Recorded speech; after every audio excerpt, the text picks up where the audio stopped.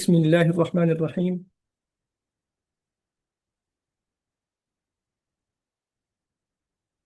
اللهم لك الحمد حمدا دائما مع دوامك، ولك الحمد حمدا خالدا مع خلودك، ولك الحمد حمدا لا يريد قائله إلا رضاك. وأصلي وأسلم على سيد الخلق وأكمله وأجمله، الذي جاء برسالة الله وهدايته، وعلى آله وأصحابه وأتباعه. سبحانك لا علم لنا إلا ما علمتنا، إنك أنت العليم الحكيم. رب زدني علما، رب اشرح لي صدري ويسر لي أمري واحلل عقدة من لساني يفقه قولي. أما بعد، বালাগুস সুন্নাহ কর্তৃক আয়োজিত 40টি সহিহ হাদিসের আলোকে রমজানের প্রস্তুতি কোর্সে আপনারা যারা অংশগ্রহণ করেছেন সবাইকে জানাই আন্তরিক শুভেচ্ছা ও অভিনন্দন। আল্লাহ তাআলা আপনাদের এই অংশগ্রহণকে কবুল করুন, আখিরাতে নাজাতের ওসিলা করুন, আমিন। আপনারা জানেন 40টি সহিহ হাদিসের আলোকে রমজানের প্রস্তুতি 21টি 4 দিন ব্যাপী মোট 4টি ক্লাস অনুষ্ঠিত হবে ইনশাআল্লাহ। আজকের ক্লাসটি হচ্ছে প্রথম ক্লাস, প্রথম দার্স। এই দার্সে আমরা 10টি হাদিস পাঠ করব ইনশাআল্লাহ। ওমা তৌফিক ইল্লা বিল্লাহিল আলিয়্যিল আযীম। আজকের দার্সের মৌলিক পাঠ শুরু করার পূর্বে দুটি বিষয় নিয়ে আমি অতি সংক্ষেপে কথা বলবো। প্রথমে যে বিষয়টি নিয়ে কথা বলবো সেটি হচ্ছে বালাগুস সুন্নাহ প্রতিষ্ঠানের পরিচিতি নিয়ে অতি সংক্ষেপে, যেহেতু আমাদেরকে বালাগুস সুন্নাহ প্রতিষ্ঠানটি আমাদেরকে একত্র করেছে, আমাদেরকে বালাগুস সুন্নাহর ওসিলাই আল্লাহ তাআলা এই মুবারক মজলিসে একত্র হওয়ার বসার তৌফিক দান করেছেন। এর মাধ্যমে দ্বীন এবং দ্বীনে ইলম অর্জনের সুযোগ করে দিয়েছেন। সেই হিসেবে আমরা সংক্ষেপে বালাগুস সুন্নাহর পরিচিতিটা জানব। বালাগুস সুন্নাহ এটি একটি দ্বীনি শিক্ষা, দাওয়া ও সেবামূলক প্রতিষ্ঠান। বিগত 12 রবিউল আউয়াল 1447 হিজরি 3 সেপ্টেম্বর 2025 ঈসাই সনে বালাগুস সুন্নাহর পদযাত্রা শুরু হয়। বালাগুস সুন্নাহর প্রধান লক্ষ্য উদ্দেশ্য হচ্ছে রাসূল সাল্লাল্লাহু আলাইহি ওয়াসাল্লামের জীবন আদর্শ, চিন্তা, দর্শন, রাজনীতি, সমাজ ব্যবস্থা, রাসূল সাল্লাল্লাহু আলাইহি ওয়াসাল্লামের হিদায়াত, দিক নির্দেশনা, রাসূল সাল্লাল্লাহু আলাইহি ওয়াসাল্লামের গুণাগুণ, বৈশিষ্ট্য, এক কথাই নবীজির সুন্নাহকে ব্যাপকভাবে মানুষের কাছে পৌঁছে দেয়া, সুন্নাহর ব্যাপক প্রচার প্রসার, সুন্নাহর ব্যাপক তালিম ও দাওয়া, এটা হচ্ছে বালাগুস সুন্নাহর প্রধান লক্ষ্য। এই লক্ষ্যটি আমরা বালাগুস সুন্নাহ নাম থেকেই বুঝতে পারি। বালাগুস সুন্নাহ শব্দের অর্থটি হচ্ছে সুন্নাহর প্রচার প্রসার, সুন্নাত তাবলীগ। বালাগুস সুন্নাহর কার্যক্রম মৌলিকভাবে 3 ভাগে বিভক্ত। এই 3টি ভাগ, এই তিনটি আমরা রাসূল সাল্লাল্লাহু আলাইহি ওয়াসাল্লামের সুন্নাহ থেকে গ্রহণ করেছি। আল্লাহ তাআলা রাসূল সাল্লাল্লাহু আলাইহি ওয়াসাল্লামকে দুনিয়াতে পাঠিয়েছেন নবী হিসেবে, রাসূল হিসেবে, আমাদের জন্য উসওয়া কুদওয়া হিসেবে। আমরা যদি নবী করিম সাল্লাল্লাহু আলাইহি ওয়াসাল্লামকে দুনিয়াতে প্রেরণের লক্ষ্য উদ্দেশ্যের দিকে তাকাই, তাহলে দেখতে পাই 3টি উদ্দেশ্য, মৌলিকভাবে 3টি উদ্দেশ্য। প্রথম উদ্দেশ্যটি হচ্ছে তাবলীগ। এটি সমস্ত নবীদেরকে দুনিয়াতে পাঠানোর উদ্দেশ্য। আল্লাহ তাআলা কোরআনের অনেক জায়গায় বিষয়টি বলেছেন, ইয়া আইয়ুহার রাসূল বাল্লিগ মা উনজিলা ইলাইকা মির রাব্বিক। এটি হচ্ছে রাসূল সাল্লাল্লাহু আলাইহি ওয়াসাল্লাম এই আসার প্রধান লক্ষ্য, তাবলীগ। সেই হিসেবে বালাগুস সুন্নাহর প্রথম যে লক্ষ্যটি সেটি হচ্ছে দাওয়া, তাবলীগ। দ্বিতীয়ত, নবী করিম সাল্লাল্লাহু আলাইহি ওয়াসাল্লামের পাঠানোর উদ্দেশ্য হচ্ছে তালিম, শিক্ষাদান করা। বিষয়টি আল্লাহ তাআলা কোরআনে অনেক জায়গায় উল্লেখ করেছেন, হুয়াল্লাযী بعث في الأميين رسولا منهم يتلو عليهم آياته ويزكيهم ويعلمهم الكتاب والحكمة। রাসূল সাল্লাল্লাহু আলাইহি ওয়াসাল্লামকে আল্লাহ তাআলা পাঠিয়েছেন যেন তিনি মানুষের কাছে কোরআনের তালিম দেন, কোরআন তিলাওয়াত করেন, কোরআন শিক্ষা দেন, কোরআনের হিকমত শিক্ষা দেন। এই জন্য রাসূল সাল্লাল্লাহু আলাইহি ওয়াসাল্লাম নিজেও এক হাদিসে এই বিষয়টি স্পষ্টভাবে উল্লেখ করেছেন, বুইসতু মুআল্লিমান, আমি শিক্ষক রূপে প্রেরিত হয়েছি। সে হিসেবে বালাগুস সুন্নাহর দ্বিতীয় কার্যক্রম হচ্ছে শিক্ষা, দাওয়া শিক্ষা। 3 নম্বর যে কার্যক্রম বালাগুস সুন্নাহ সেটি হচ্ছে সেবা। আমরা জানি আল্লাহ তাআলা কোরআনে বলেছেন, ওমা আরসালনাকা ইল্লা রাহমাতাল লিল আলামিন। রাসূল সাল্লাল্লাহু আলাইহি ওয়াসাল্লাম আল্লাহ তাআলা বিশ্ব জগতের জন্য রহমত স্বরূপ পাঠিয়েছেন। তো তিনি বিশ্বজগতের জন্য রহমত বিভিন্নভাবে বিভিন্ন ক্ষেত্রে, তার মধ্যে অন্যতম একটি হচ্ছে সেবা। তিনি ছিলেন মানব সেবক। অনেক হাদিসে তিনি মানব সেবার খেদমত, ফজিলত, মর্যাদা উল্লেখ করেছেন। তো সে হিসেবে আমরা এক কথায় বলতে পারি বালাগুস সুন্নাহর মৌলিক 3টি কার্যক্রম রয়েছে: শিক্ষা, দাওয়া, সেবা।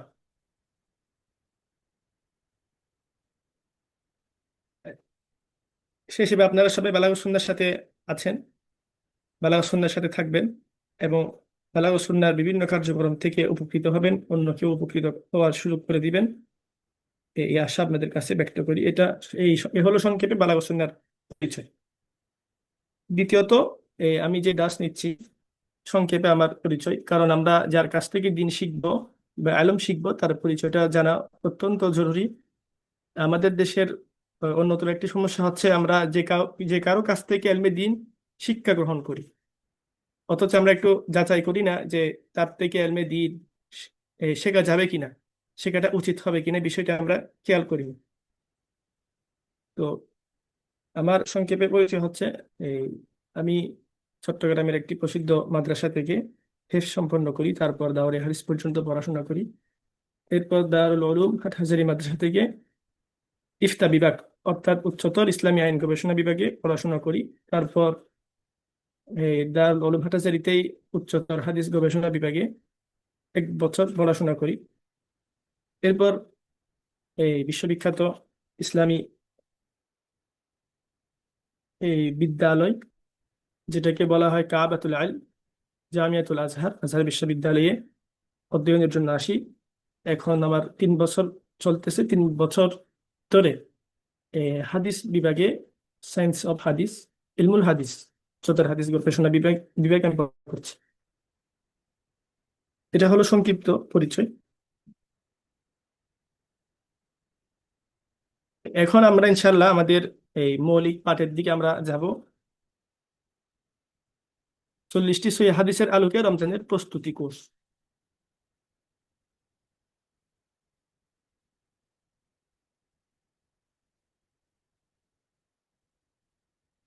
আজ হচ্ছে শাবান মাসের 22 তারিখ, আর 1 সপ্তাহ পরেই আমাদের মাঝে উপস্থিত হচ্ছে পবিত্র রমাদানুল মুবারক। রমাদানুল মুবারক খুবই ফজিলতপূর্ণ, গুরুত্বপূর্ণ একটি মাস। রসুল সাল্লাল্লাহু আলাইহি ওয়াসাল্লাম রজব মাস থেকেই রমাদানুল মুবারকের প্রস্তুতি নেওয়া শুরু করতেন। বিভিন্ন হাদিসে, যদিও হাদিসটি দঈফ, বিভিন্ন হাদিসে আসলে রসুল সাল্লাল্লাহু আলাইহি ওয়াসাল্লাম রজব মাস থেকেই দোয়া করতেন, আল্লাহুম্মা বারিক লানা ফি রজবি ওয়া শাবান ওয়া বাল্লিগনা রমাদান। আমাকে হে আল্লাহ এই রজব ও শাবান মাসে বরকত দান করে আমাকে রমাদানে পৌঁছিয়ে দিন। এভাবে তিনি দোয়া করতেন। এই জন্যই উলামায়ে কেরাম আবু বকর আল বালখি রহিমাহুল্লাহ তিনি বলেছেন, রজব মাস হচ্ছে বীজ বপনের মাস, শাবান মাস হচ্ছে সেচ প্রদানের মাস, রমাদানুল মুবারক হচ্ছে ফসল উঠানোর মাস, ফসল উত্তোলন করার মাস। যে ব্যক্তি রজব মাসে বীজ বপন করলো না, শাবান মাসে সেচ প্রদান করলো না, রমাদানুল মুবারকে সে কিভাবেই ফসল উত্তোলন করতে পারবে? অতএব একজন মুমিনের উচিত রজব মাস থেকেই রমজানের জন্য প্রস্তুতি গ্রহণ করা, যেন রমাদানকে তিনি ফলপ্রসূ করতে পারে, রমাদানকে যেন তিনি তার জীবনের জন্য, তার আখিরাতের জন্য নাজাতের ওসিলা হিসেবে আল্লাহর সামনে পেশ করতে পারেন, এর জন্য অনেক আগ থেকেই প্রস্তুতি নেওয়া একজন মুমিনের জন্য বাঞ্ছনীয়। রজব মাস তো শেষ, এখন প্রায় শাবান মাসও শেষের দিকে। তো আমরা রমাদান শুরু হওয়ার পূর্বেই রমাদানের প্রস্তুতিমূলক এই কোর্সটি আমরা আয়োজন করেছি। এই কোর্সে আমরা প্রায় 42টি হাদিস পাঠ করব, যে হাদিসগুলো রমাদান কেন্দ্রিক। বরং রমাদানের পূর্বে রমাদানকে আমরা কিভাবে ইস্তেকবাল করব, কিভাবে স্বাগত জানাবো, কিভাবে গ্রহণ করব, রমাদানে আমরা কি কি আমল করব, রমাদানের মাসাইল ফাদায়েল, রসুল সাল্লাল্লাহু আলাইহি ওয়াসাল্লামের রমাদান কেমন ছিল, তিনি রমাদানে কি কি আমল করতেন, অনেক বিষয়। এই বিষয়গুলো আমরা এই কোর্সটি যদি আমরা করি ইনশাআল্লাহ জানতে পারব। এবং রমাদান এই অন্য সব রমাদানের চেয়ে এবারের রমাদান যেন আলাদা হয়, অন্যরকম হয়, সুন্নাময় হয়, এই চেষ্টাটা আমরা করবো ইনশাআল্লাহ।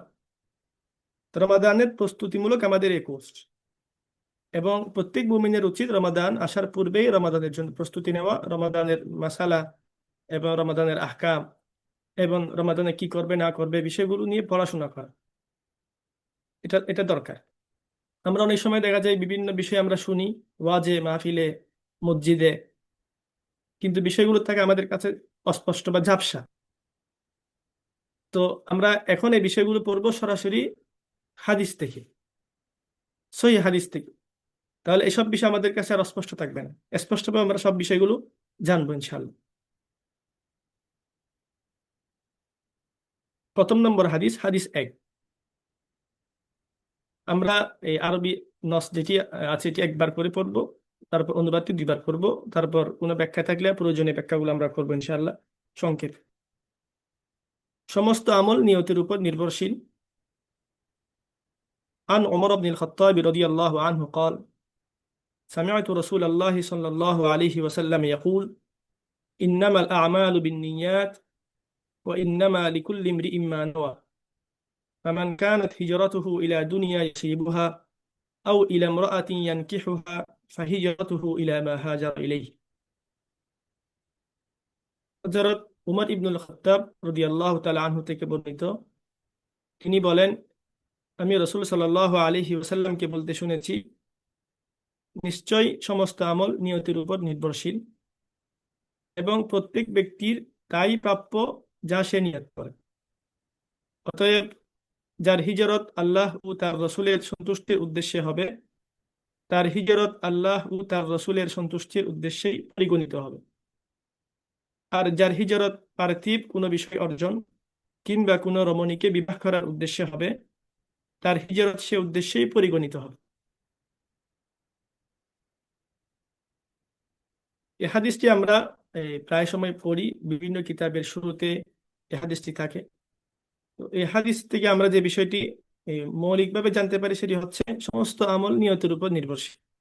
তাহলে যে কোনো আমল আল্লাহর কাছে গ্রহণযোগ্য হওয়ার জন্য, মকবুল হওয়ার জন্য পরিশুদ্ধ নিয়ত লাগবে, যেটাকে আমরা বলি ইখলাস। যে কোনো আমল মকবুল হওয়ার জন্য দুটি বিষয় দরকার, একটি হচ্ছে ইখলাস, দ্বিতীয়টি হচ্ছে সুন্নাহ। অর্থাৎ আমলটি রসুল সাল্লাল্লাহু আলাইহি ওয়াসাল্লামের তরিকায় হতে হবে। যদি আমি রসুল সাল্লাল্লাহু আলাইহি ওয়াসাল্লামের তরিকাকে বাদ দিয়ে নিজের মন মতো কোনো তরিকা অবলম্বন করে আমলটি করি, আমার মধ্যে যতই ইখলাস থাকুক না কেন, এই আমলটি আল্লাহর নিকট গ্রহণযোগ্য নয়। আবার আমি রসুল সাল্লাল্লাহু আলাইহি ওয়াসাল্লামের পূর্ণাঙ্গ তরিকাকে অনুসরণ করে আমলটি করলাম, কিন্তু আমার নিয়তে ইখলাস নেই, তবুও এই আমলটি আল্লাহর কাছে গ্রহণযোগ্য না।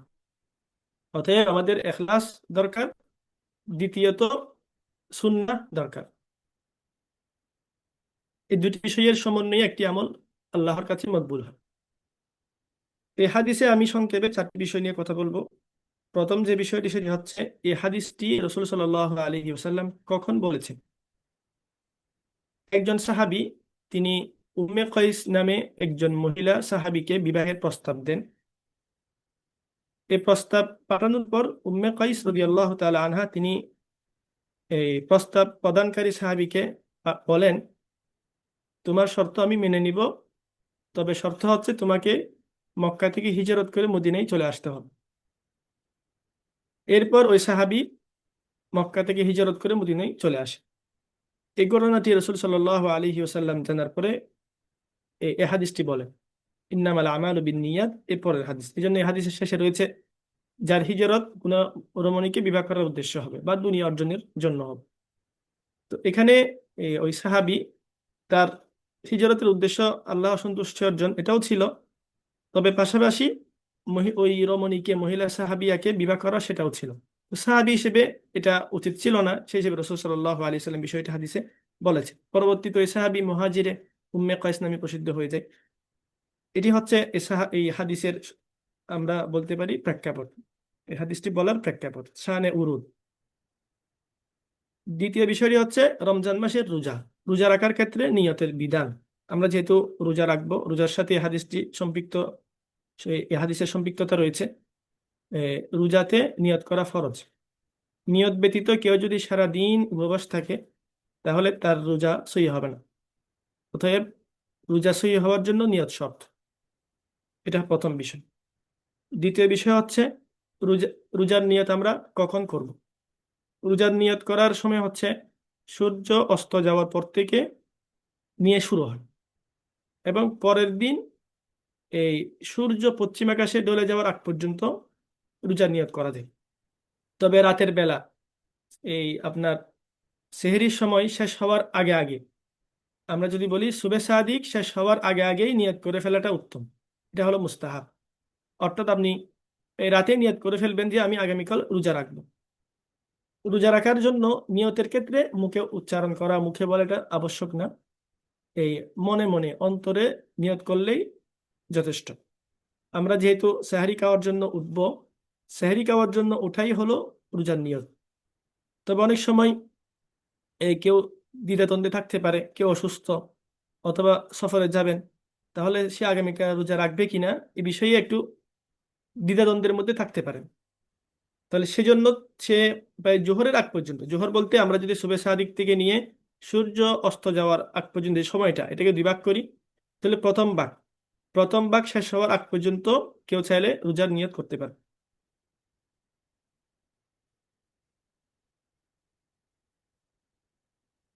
নিয়ত করতে পারবে। এটি হচ্ছে রমজান মাসের রোজার নিয়ত করার সময়। এর পরবর্তী সময়ে কেউ রোজার নিয়ত করলে এটা সহি হবে না।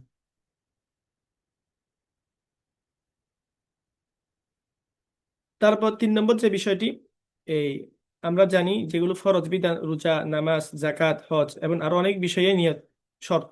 যদি নিয়ত না থাকে তাহলে আমলগুলো সহি হবে না।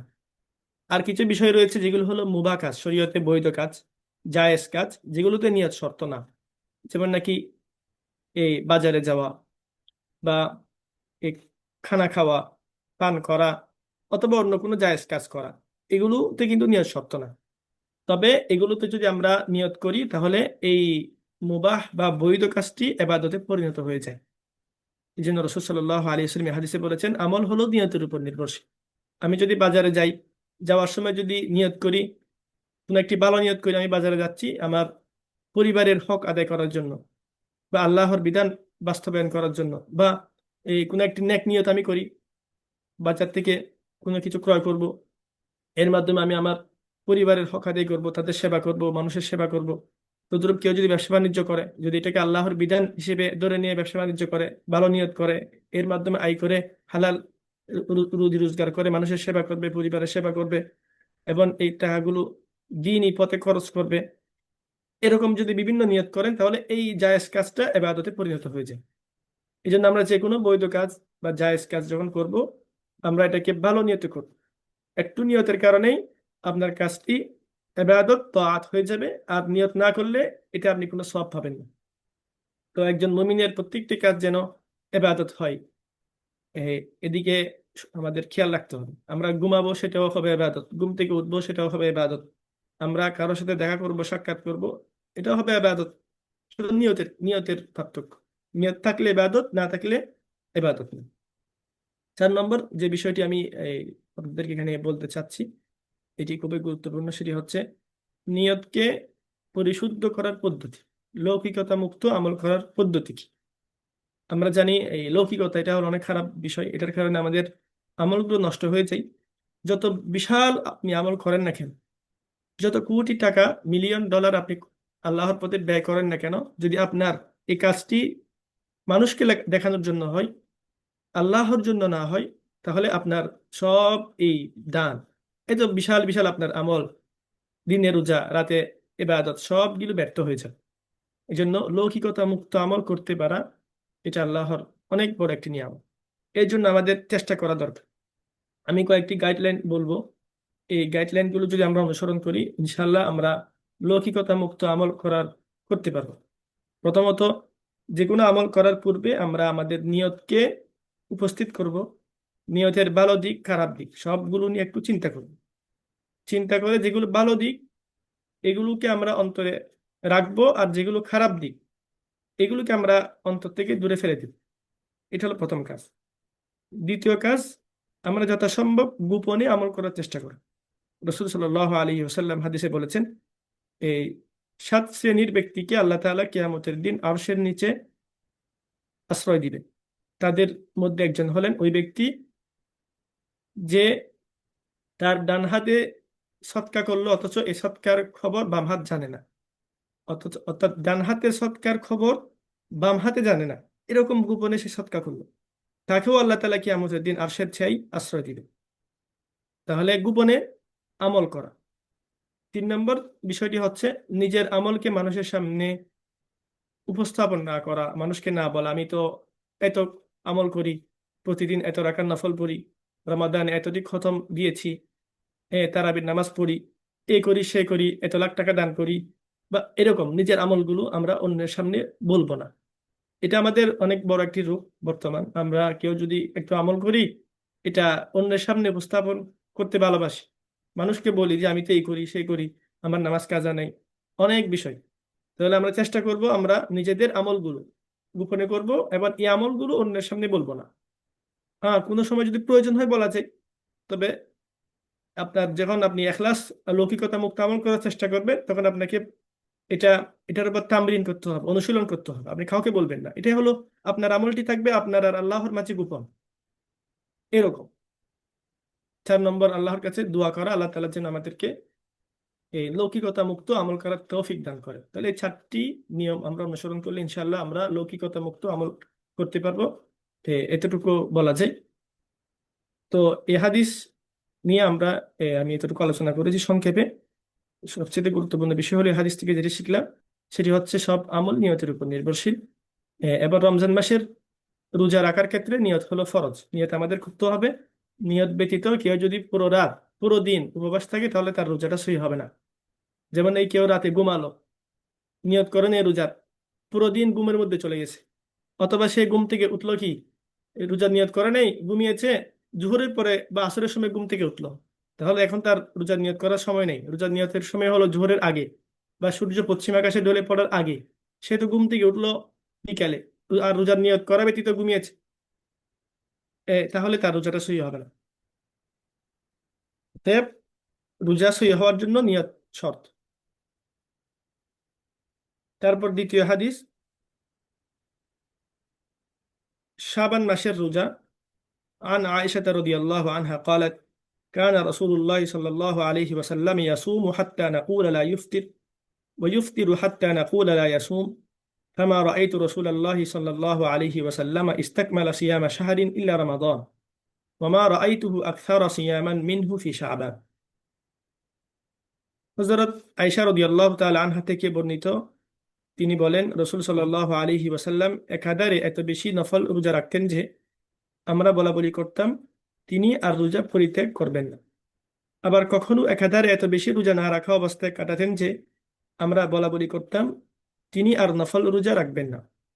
আমি রাসূল সাল্লাল্লাহু আলাইহি ওয়াসাল্লামকে রমজান ব্যতীত আর কোনো পুরো মাস রোজা পালন করতে দেখিনি, এবং শাবান মাসের চেয়ে অধিক রোজা আর কোনো মাসে পালন করতে দেখিনি। এই হাদিস থেকে আমরা কয়েকটি বিষয় জানতে পারি। প্রথম বিষয় হচ্ছে রাসূল সাল্লাল্লাহু আলাইহি ওয়াসাল্লাম শুধুমাত্র রমজান মাসেই শুরু থেকে শেষ পুরোপুরি রোজা রাখতেন। রমাদান ব্যতীত আর কোনো মাস তিনি পুরোপুরি রোজা রাখতেন না, কারণ রমাদানের রোজা হলো ফরজ। তাহলে রমাদান মাস ব্যতীত অন্য কোনো মাস পুরোপুরি রোজা না রাখা, এটা হলো সুন্নাহ। যদিও সেটা জায়েজ, আপনি চাইলে পুরো বছর রোজা রাখতে পারেন। তবে রসুল সাল্লাল্লাহু আলাইহি ওয়াসাল্লামের সুন্নাহ হচ্ছে, রসুল সাল্লাল্লাহু আলাইহি ওয়াসাল্লামের তরিকা হচ্ছে, মধ্যম পন্থা হচ্ছে কি, পুরো মাস রমাদান ব্যতীত আর কোনো মাস 30 দিন পুরোপুরি রোজা না রাখা। রসুল সাল্লাল্লাহু আলাইহি ওয়াসাল্লাম রাখেন। এটা হলো প্রথম বিষয়। যারা এই কথাটি হচ্ছে কাদের জন্য? যারা বেশি বেশি নফল রোজা রাখেন তাদের জন্য। রসুল সাল্লাল্লাহু আলাইহি ওয়াসাল্লাম এক হাদিসে বলেছেন, সবচেয়ে উত্তম রোজা হচ্ছে সওমু দাউদ, দাউদ আলাইহিস সালাতু ওয়াস সালামের রোজা। আর দাউদ আলাইহিস সালামের রোজা ছিল কিরকম? একদিনের রোজা, পরের দিন ইফতার। অর্থাৎ একদিন রোজা রাখতেন, পরের দিন রোজা রাখতেন না, এর পরের দিন রোজা রাখতেন, এর পরের দিন রোজা রাখতেন না। এটা ছিল হযরত দাউদ আলাইহিস সালাতু ওয়াস সালামের রোজা রাখার পদ্ধতি। কেউ যদি বেশি পরিমাণে রোজা রাখতে চান, তাহলে এই সর্বোচ্চ পদ্ধতিটা হচ্ছে দাউদ আলাইহিস সালাতু ওয়াস সালামের পদ্ধতি, এটি অনুসরণ করা যায়। অন্যথায় স্বাভাবিকভাবে আপনি সোমবার বৃহস্পতিবার রোজা রাখতে পারেন, এবং প্রতি মাসের আইয়ামে বীর, যে 13, 14, 15 তারিখ রোজা রাখতে পারেন, এই বিভিন্ন মৌসুমে রোজা রাখতে পারেন, এইরকম। দ্বিতীয় বিষয় যেটি আমরা জানতে পারি সেটি হচ্ছে, রসুল সাল্লাল্লাহু আলাইহি ওয়াসাল্লাম অনেক সময় যখন রোজা রাখতেন লাগাতার রাখতেন, আবার যখন রাখতেন না তখন লাগাতার রাখতেন না। তৃতীয় বিষয় যেটি আমরা জানতে পারি সেটি হচ্ছে, রমাদান ব্যতীত অন্য সব মাসের সব মাসে সবচেয়ে বেশি রোজা রাখতেন শাবান মাসে। তাহলে শাবানের চেয়ে বেশি রোজা আর কোনো মাসে রাখতেন না। তো শাবান মাসে রোজা তিনি কেন বেশি রাখতেন?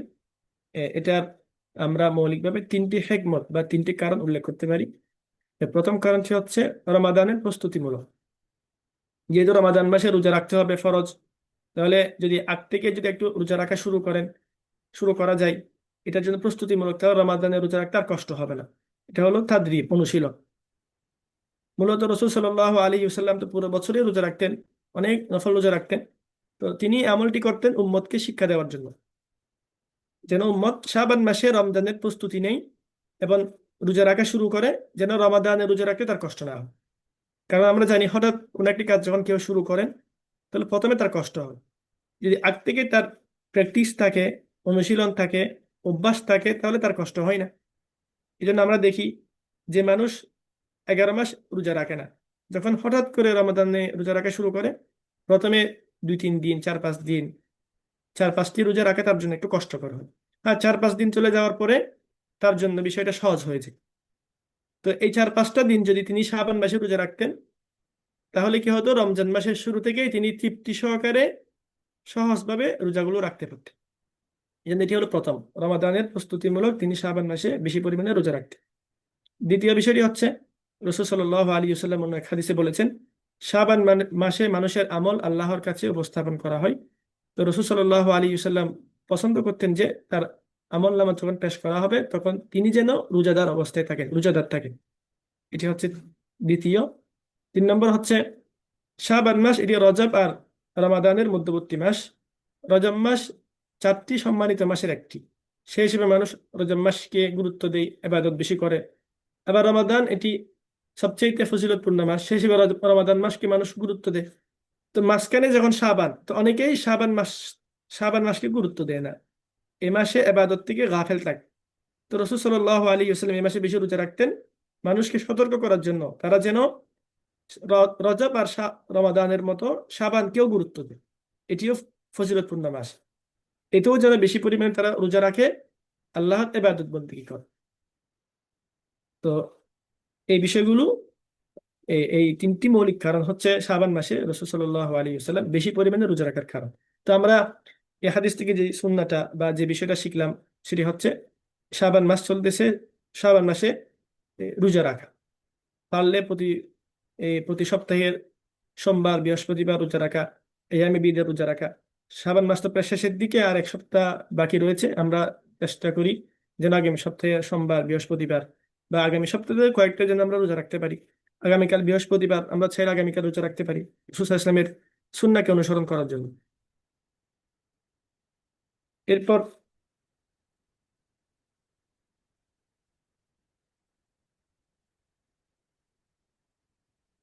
3 নম্বর, হাদিস 3, রমজান মাস শুরু হবে চাঁদ দেখার উপর ভিত্তি করে।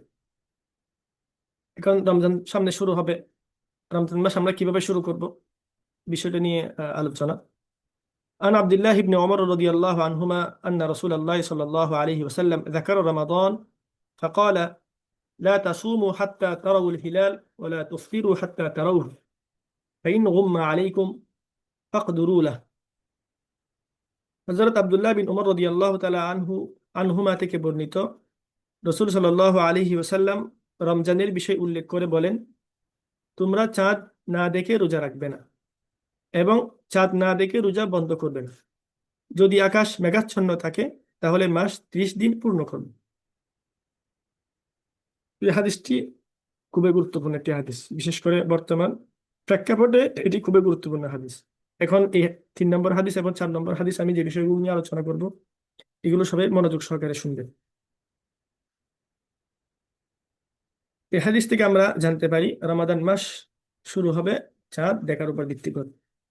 আমরা জানি ইসলামে অনেক বিধিবিধান এই চন্দ্র মাসের সাথে সম্পৃক্ত, যেমন কি রমাদান মাস, তারপরে আপনার এই হজের সময় হজের মাস, কুরবানি, ঈদুল ফিতর, তারপরে এরকম যত ইবাদত আছে, যেমন কি শাবানের 15 তারিখ লাইলাতুল বারাআ, লাইলাতুল কদর, এরকম ইসলামের যত মৌসুম সবগুলো হচ্ছে আপনার চন্দ্রমাস কেন্দ্রিক। অতএব এই মুসলমানের জন্য, মুসলমানের উপর চন্দ্রমাসকে হেফাজত করা এবং প্রতি মাসের শুরুতে চাঁদ দেখা, এটা হলো ফরজে কিফায়া।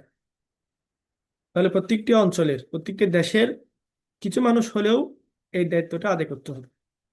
মাসের শুরুতে চাঁদ দেখে চাঁদের তারিখ নির্ণয় করতে হবে, নির্ধারণ করতে হবে, এটাকে হেফাজত সংরক্ষণ করতে হবে, কারণ এটার উপর তাদের অনেকগুলো ইবাদত নির্ভর করে। এটা হলো ফরজে কিফায়া।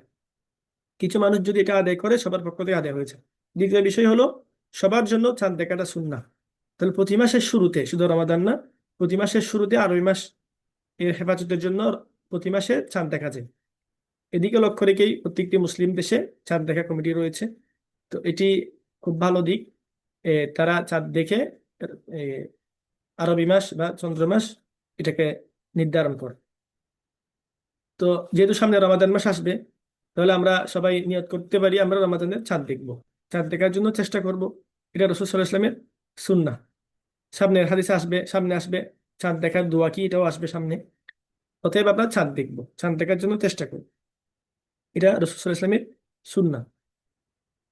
এরপরের বিষয় হলো, তাহলে রমাদান মাস শুরু হবে চাঁদ দেখার উপর ভিত্তি করে। যদি আমরা চাঁদ না দেখি, আকাশ যদি মেঘাচ্ছন্ন থাকে, তখন রাসূল সাল্লাল্লাহু আলাইহি ওয়াসাল্লাম বলেন তোমরা 30 দিন পূর্ণ করবে, কারণ চন্দ্র মাস বা আরবি মাস হয়তো 29 হবে, না না হয় 30 হবে।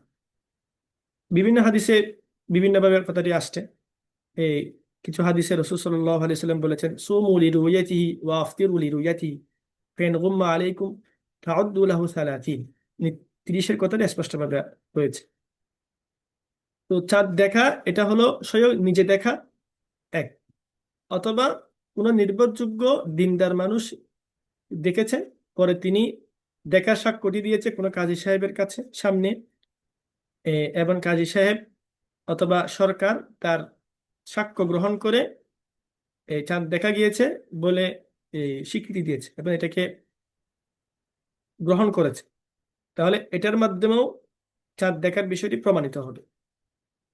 তাহলে দুটি বিষয়, একটা হলো নিজে সবে আমরা সচক্ষে দেখলাম, আর দ্বিতীয় বিষয় হলো যখন আকাশ মেঘাচ্ছন্ন থাকবে তখন যারা দেখবে তাদের সাক্ষীর ভিত্তিতে চাঁদ দেখাটা প্রমাণিত হবে। যদি আকাশ পরিচ্ছন্ন থাকে তাহলে তো সবাই দেখবে স্বাভাবিক, এক্ষেত্রে ওই একজন দুইজনের সাক্ষী গ্রহণযোগ্য না। যখন আকাশ পরিষ্কার থাকবে তখন অনেক মানুষকে দেখতে হবে। যখন আকাশ মেঘাচ্ছন্ন থাকবে তখন কয়েকজনের সাক্ষীর মাধ্যমে চাঁদ দেখা প্রমাণিত হবে। তো এই ক্ষেত্রে শরীয়তের বিধান হলো রমাদান মাসের চাঁদের ক্ষেত্রে একজন আদেল দিনদার ব্যক্তি সাক্ষ্য গ্রহণযোগ্য। এক্ষেত্রে রাসূল সাল্লাল্লাহু আলাইহি ওয়াসাল্লামের হাদিস রয়েছে, একবার রমাদান মাসের শুরু হওয়ার সময় এই আকাশ মেঘাচ্ছন্ন ছিল, রাসূল সাল্লাল্লাহু আলাইহি ওয়াসাল্লাম এবং মদিনার এই মানুষরা, শহরের সাহাবে কেরাম তারা চাঁদ দেখেননি। পরে একজন বেদুইন রাসূল সাল্লাল্লাহু আলাইহি ওয়াসাল্লামের কাছে এসে বললেন, ইয়া রাসূলুল্লাহ, আমি চাঁদ দেখেছি। নবী করিম সাল্লাল্লাহু আলাইহি ওয়াসাল্লাম তাকে জিজ্ঞাসা করলেন, আতাশহাদু আল্লা ইলাহা ইল্লাল্লাহ, তুমি কি সাক্ষ্য দাও যে আল্লাহ ব্যতীত কোনো মাবুদ নেই? তিনি বলেন হ্যাঁ। এরপরে বললেন, আতাশহাদু আন্না মুহাম্মাদান রাসূলুল্লাহ, তুমি কি একথা সাক্ষী দাও যে মোহাম্মদ আল্লাহ রসুল? তিনি বললেন হ্যাঁ। অর্থাৎ তিনি মুমিন কিনা এটা তিনি রসুল ইসলাম যাচাই করেছে। তারপর তার সাক্ষ্যটি গ্রহণ করে হযরত বেলাল রাদিয়াল্লাহু তাআলা আনহুকে বলেন, তুমি ঘোষণা করে দাও যেন মানুষ আগামীকাল রোজা রাখে। তাহলে রমাদান মাসের চাঁদ প্রমাণিত হওয়ার ক্ষেত্রে একজন একজন দিনদার আদেল ব্যক্তির সাক্ষী গ্রহণযোগ্য, এটি হাদিস থেকে প্রমাণিত। তবে ঈদুল ফিতরের চাঁদ প্রমাণিত হওয়ার জন্য কমপক্ষে মুসলিম দুজনের সাক্ষ্য লাগবে, অথবা একজন পুরুষ দুজন মহিলার সাক্ষ্য লাগবে। এতটুকু হলো এই হাদিসের সাথে আলোচনা। এখন আমাদের আলোচনার বিষয় যে এক দেশে চাঁদ দেখা গেলে এটার উপর নির্ভর করে অন্যান্য দেশে ঈদ করা যাবে কিনা বা রোজা শুরু করা যাবে কিনা। সেটাকে আমরা এক কথাই বলতে পারি বিশ্বব্যাপী একই দিনে রমজান শুরু করা বা একই দিনে ঈদ পালন করা, যেটা বর্তমান আধুনিক অনেক এই জ্যোতির্বিদ অথবা বিভিন্ন বিজ্ঞানী অথবা বিভিন্ন দার্শনিকদের বক্তব্য। এই বিষয়টা নিয়ে আলোচনা আসবে সামনের হাদিস। আরবির বেদুইনের যে হাদিসটা আমি বললাম, রাসূল সাল্লাল্লাহু আলাইহি ওয়াসাল্লাম তার সাক্ষ্য গ্রহণ করে রোজা রাখার নির্দেশ দিয়েছেন। হাদিসটি তিরমিজি শরীফে রয়েছে 691 নম্বর হাদিস, আবু দাউদ শরীফের 234 নম্বর হাদিস। এখানে আমি যে হাদিসগুলো পাঠ করতেছি সবগুলো সবগুলো রেফারেন্স কিন্তু টিকাতে রয়েছে, যেমন এই হাদিসের তিন নম্বর নিচে রয়েছে সবগুলো। সহিহ বুখারীর হাদিস 1906, এবং এখানে সবগুলো হাদিস হচ্ছে সহিহ। 4 নম্বর হাদিস, এক দেশে চাঁদ দেখা যাওয়ার ভিত্তিতে অন্য দূরবর্তী দেশে রোজা বা ঈদের বিধান প্রয়োগ হবে না। আমি এই হাদিসের আরবি ইবারতটা একটু লম্বা হওয়ায় এবং সময় সংক্ষিপ্ত হওয়ায় এটা পড়তেছি না, শুধু বাংলা অনুবাদটা করি। হযরত কুরাইব রহমতুল্লাহ আলাইহি বর্ণনা করেন, উম্মুল ফজল বিনতে হারিস তাকে সিরিয়ায় মুয়াবিয়া রাদিয়াল্লাহু তাআলা আনহুর নিকট পাঠালেন। কুরাইব রহমতুল্লাহ আলাইহি বলেন, আমি সিরিয়ায় পৌঁছে তার প্রয়োজনীয় কাজটি সমাধা করে নিলাম। আমি সিরিয়ায় থাকা অবস্থায় রমজানের চাঁদ দেখা যায়। জুমার রাতে আমি চাঁদ দেখেছি। অতঃপর রমজানের শেষ দিকে আমি মদিনায় ফিরে আসলাম। আব্দুল্লাহ ইবনে আব্বাস রাদিয়াল্লাহু তাআলা আনহুমা আমার সাথে চাঁদ দেখা সম্পর্কে আলোচনা করলেন এবং জিজ্ঞেস করলেন, তোমরা কোন দিন চাঁদ দেখেছো? আমি বললাম, আমরা জুমার রাতে চাঁদ দেখেছি। তিনি বললেন, তুমি নিজে দেখেছো কি? আমি বললাম, হ্যাঁ, আমি নিজে দেখেছি এবং লোকেরাও দেখেছে। তারা রোজা রেখেছে এবং মুয়াবিয়াও রোজা রেখেছেন। তখন তিনি বললেন, আমরা কিন্তু শনিবার রাতে চাঁদ দেখেছি। অতএব আমরা রোজা রোজা পালন করতে থাকব, শেষ পর্যন্ত 30 দিন পূর্ণ করব অথবা চাঁদ দেখব। আমি বললাম, মুয়াবিয়ার চাঁদ দেখা এবং তার রোজা পালন করা আপনার জন্য যথেষ্ট নয় কি? তিনি বললেন, না, যথেষ্ট নয়, কেননা রাসূল সাল্লাল্লাহু আলাইহি ওয়াসাল্লাম আমাদেরকে এরূপ করার নির্দেশ দিয়েছেন। হাদিসটি সহিহ মুসলিমে রয়েছে, হাদিস নম্বর 1087। এই হাদিসের সারাংশ কথা হচ্ছে, কুরাইব তিনি একজন তাবিঈ। তিনি তাকে উম্মুল ফজল বিনতে হারিস রাদিয়াল্লাহু তাআলা আনহা তিনি কোন এক কাজে সিরিয়ায় পাঠান।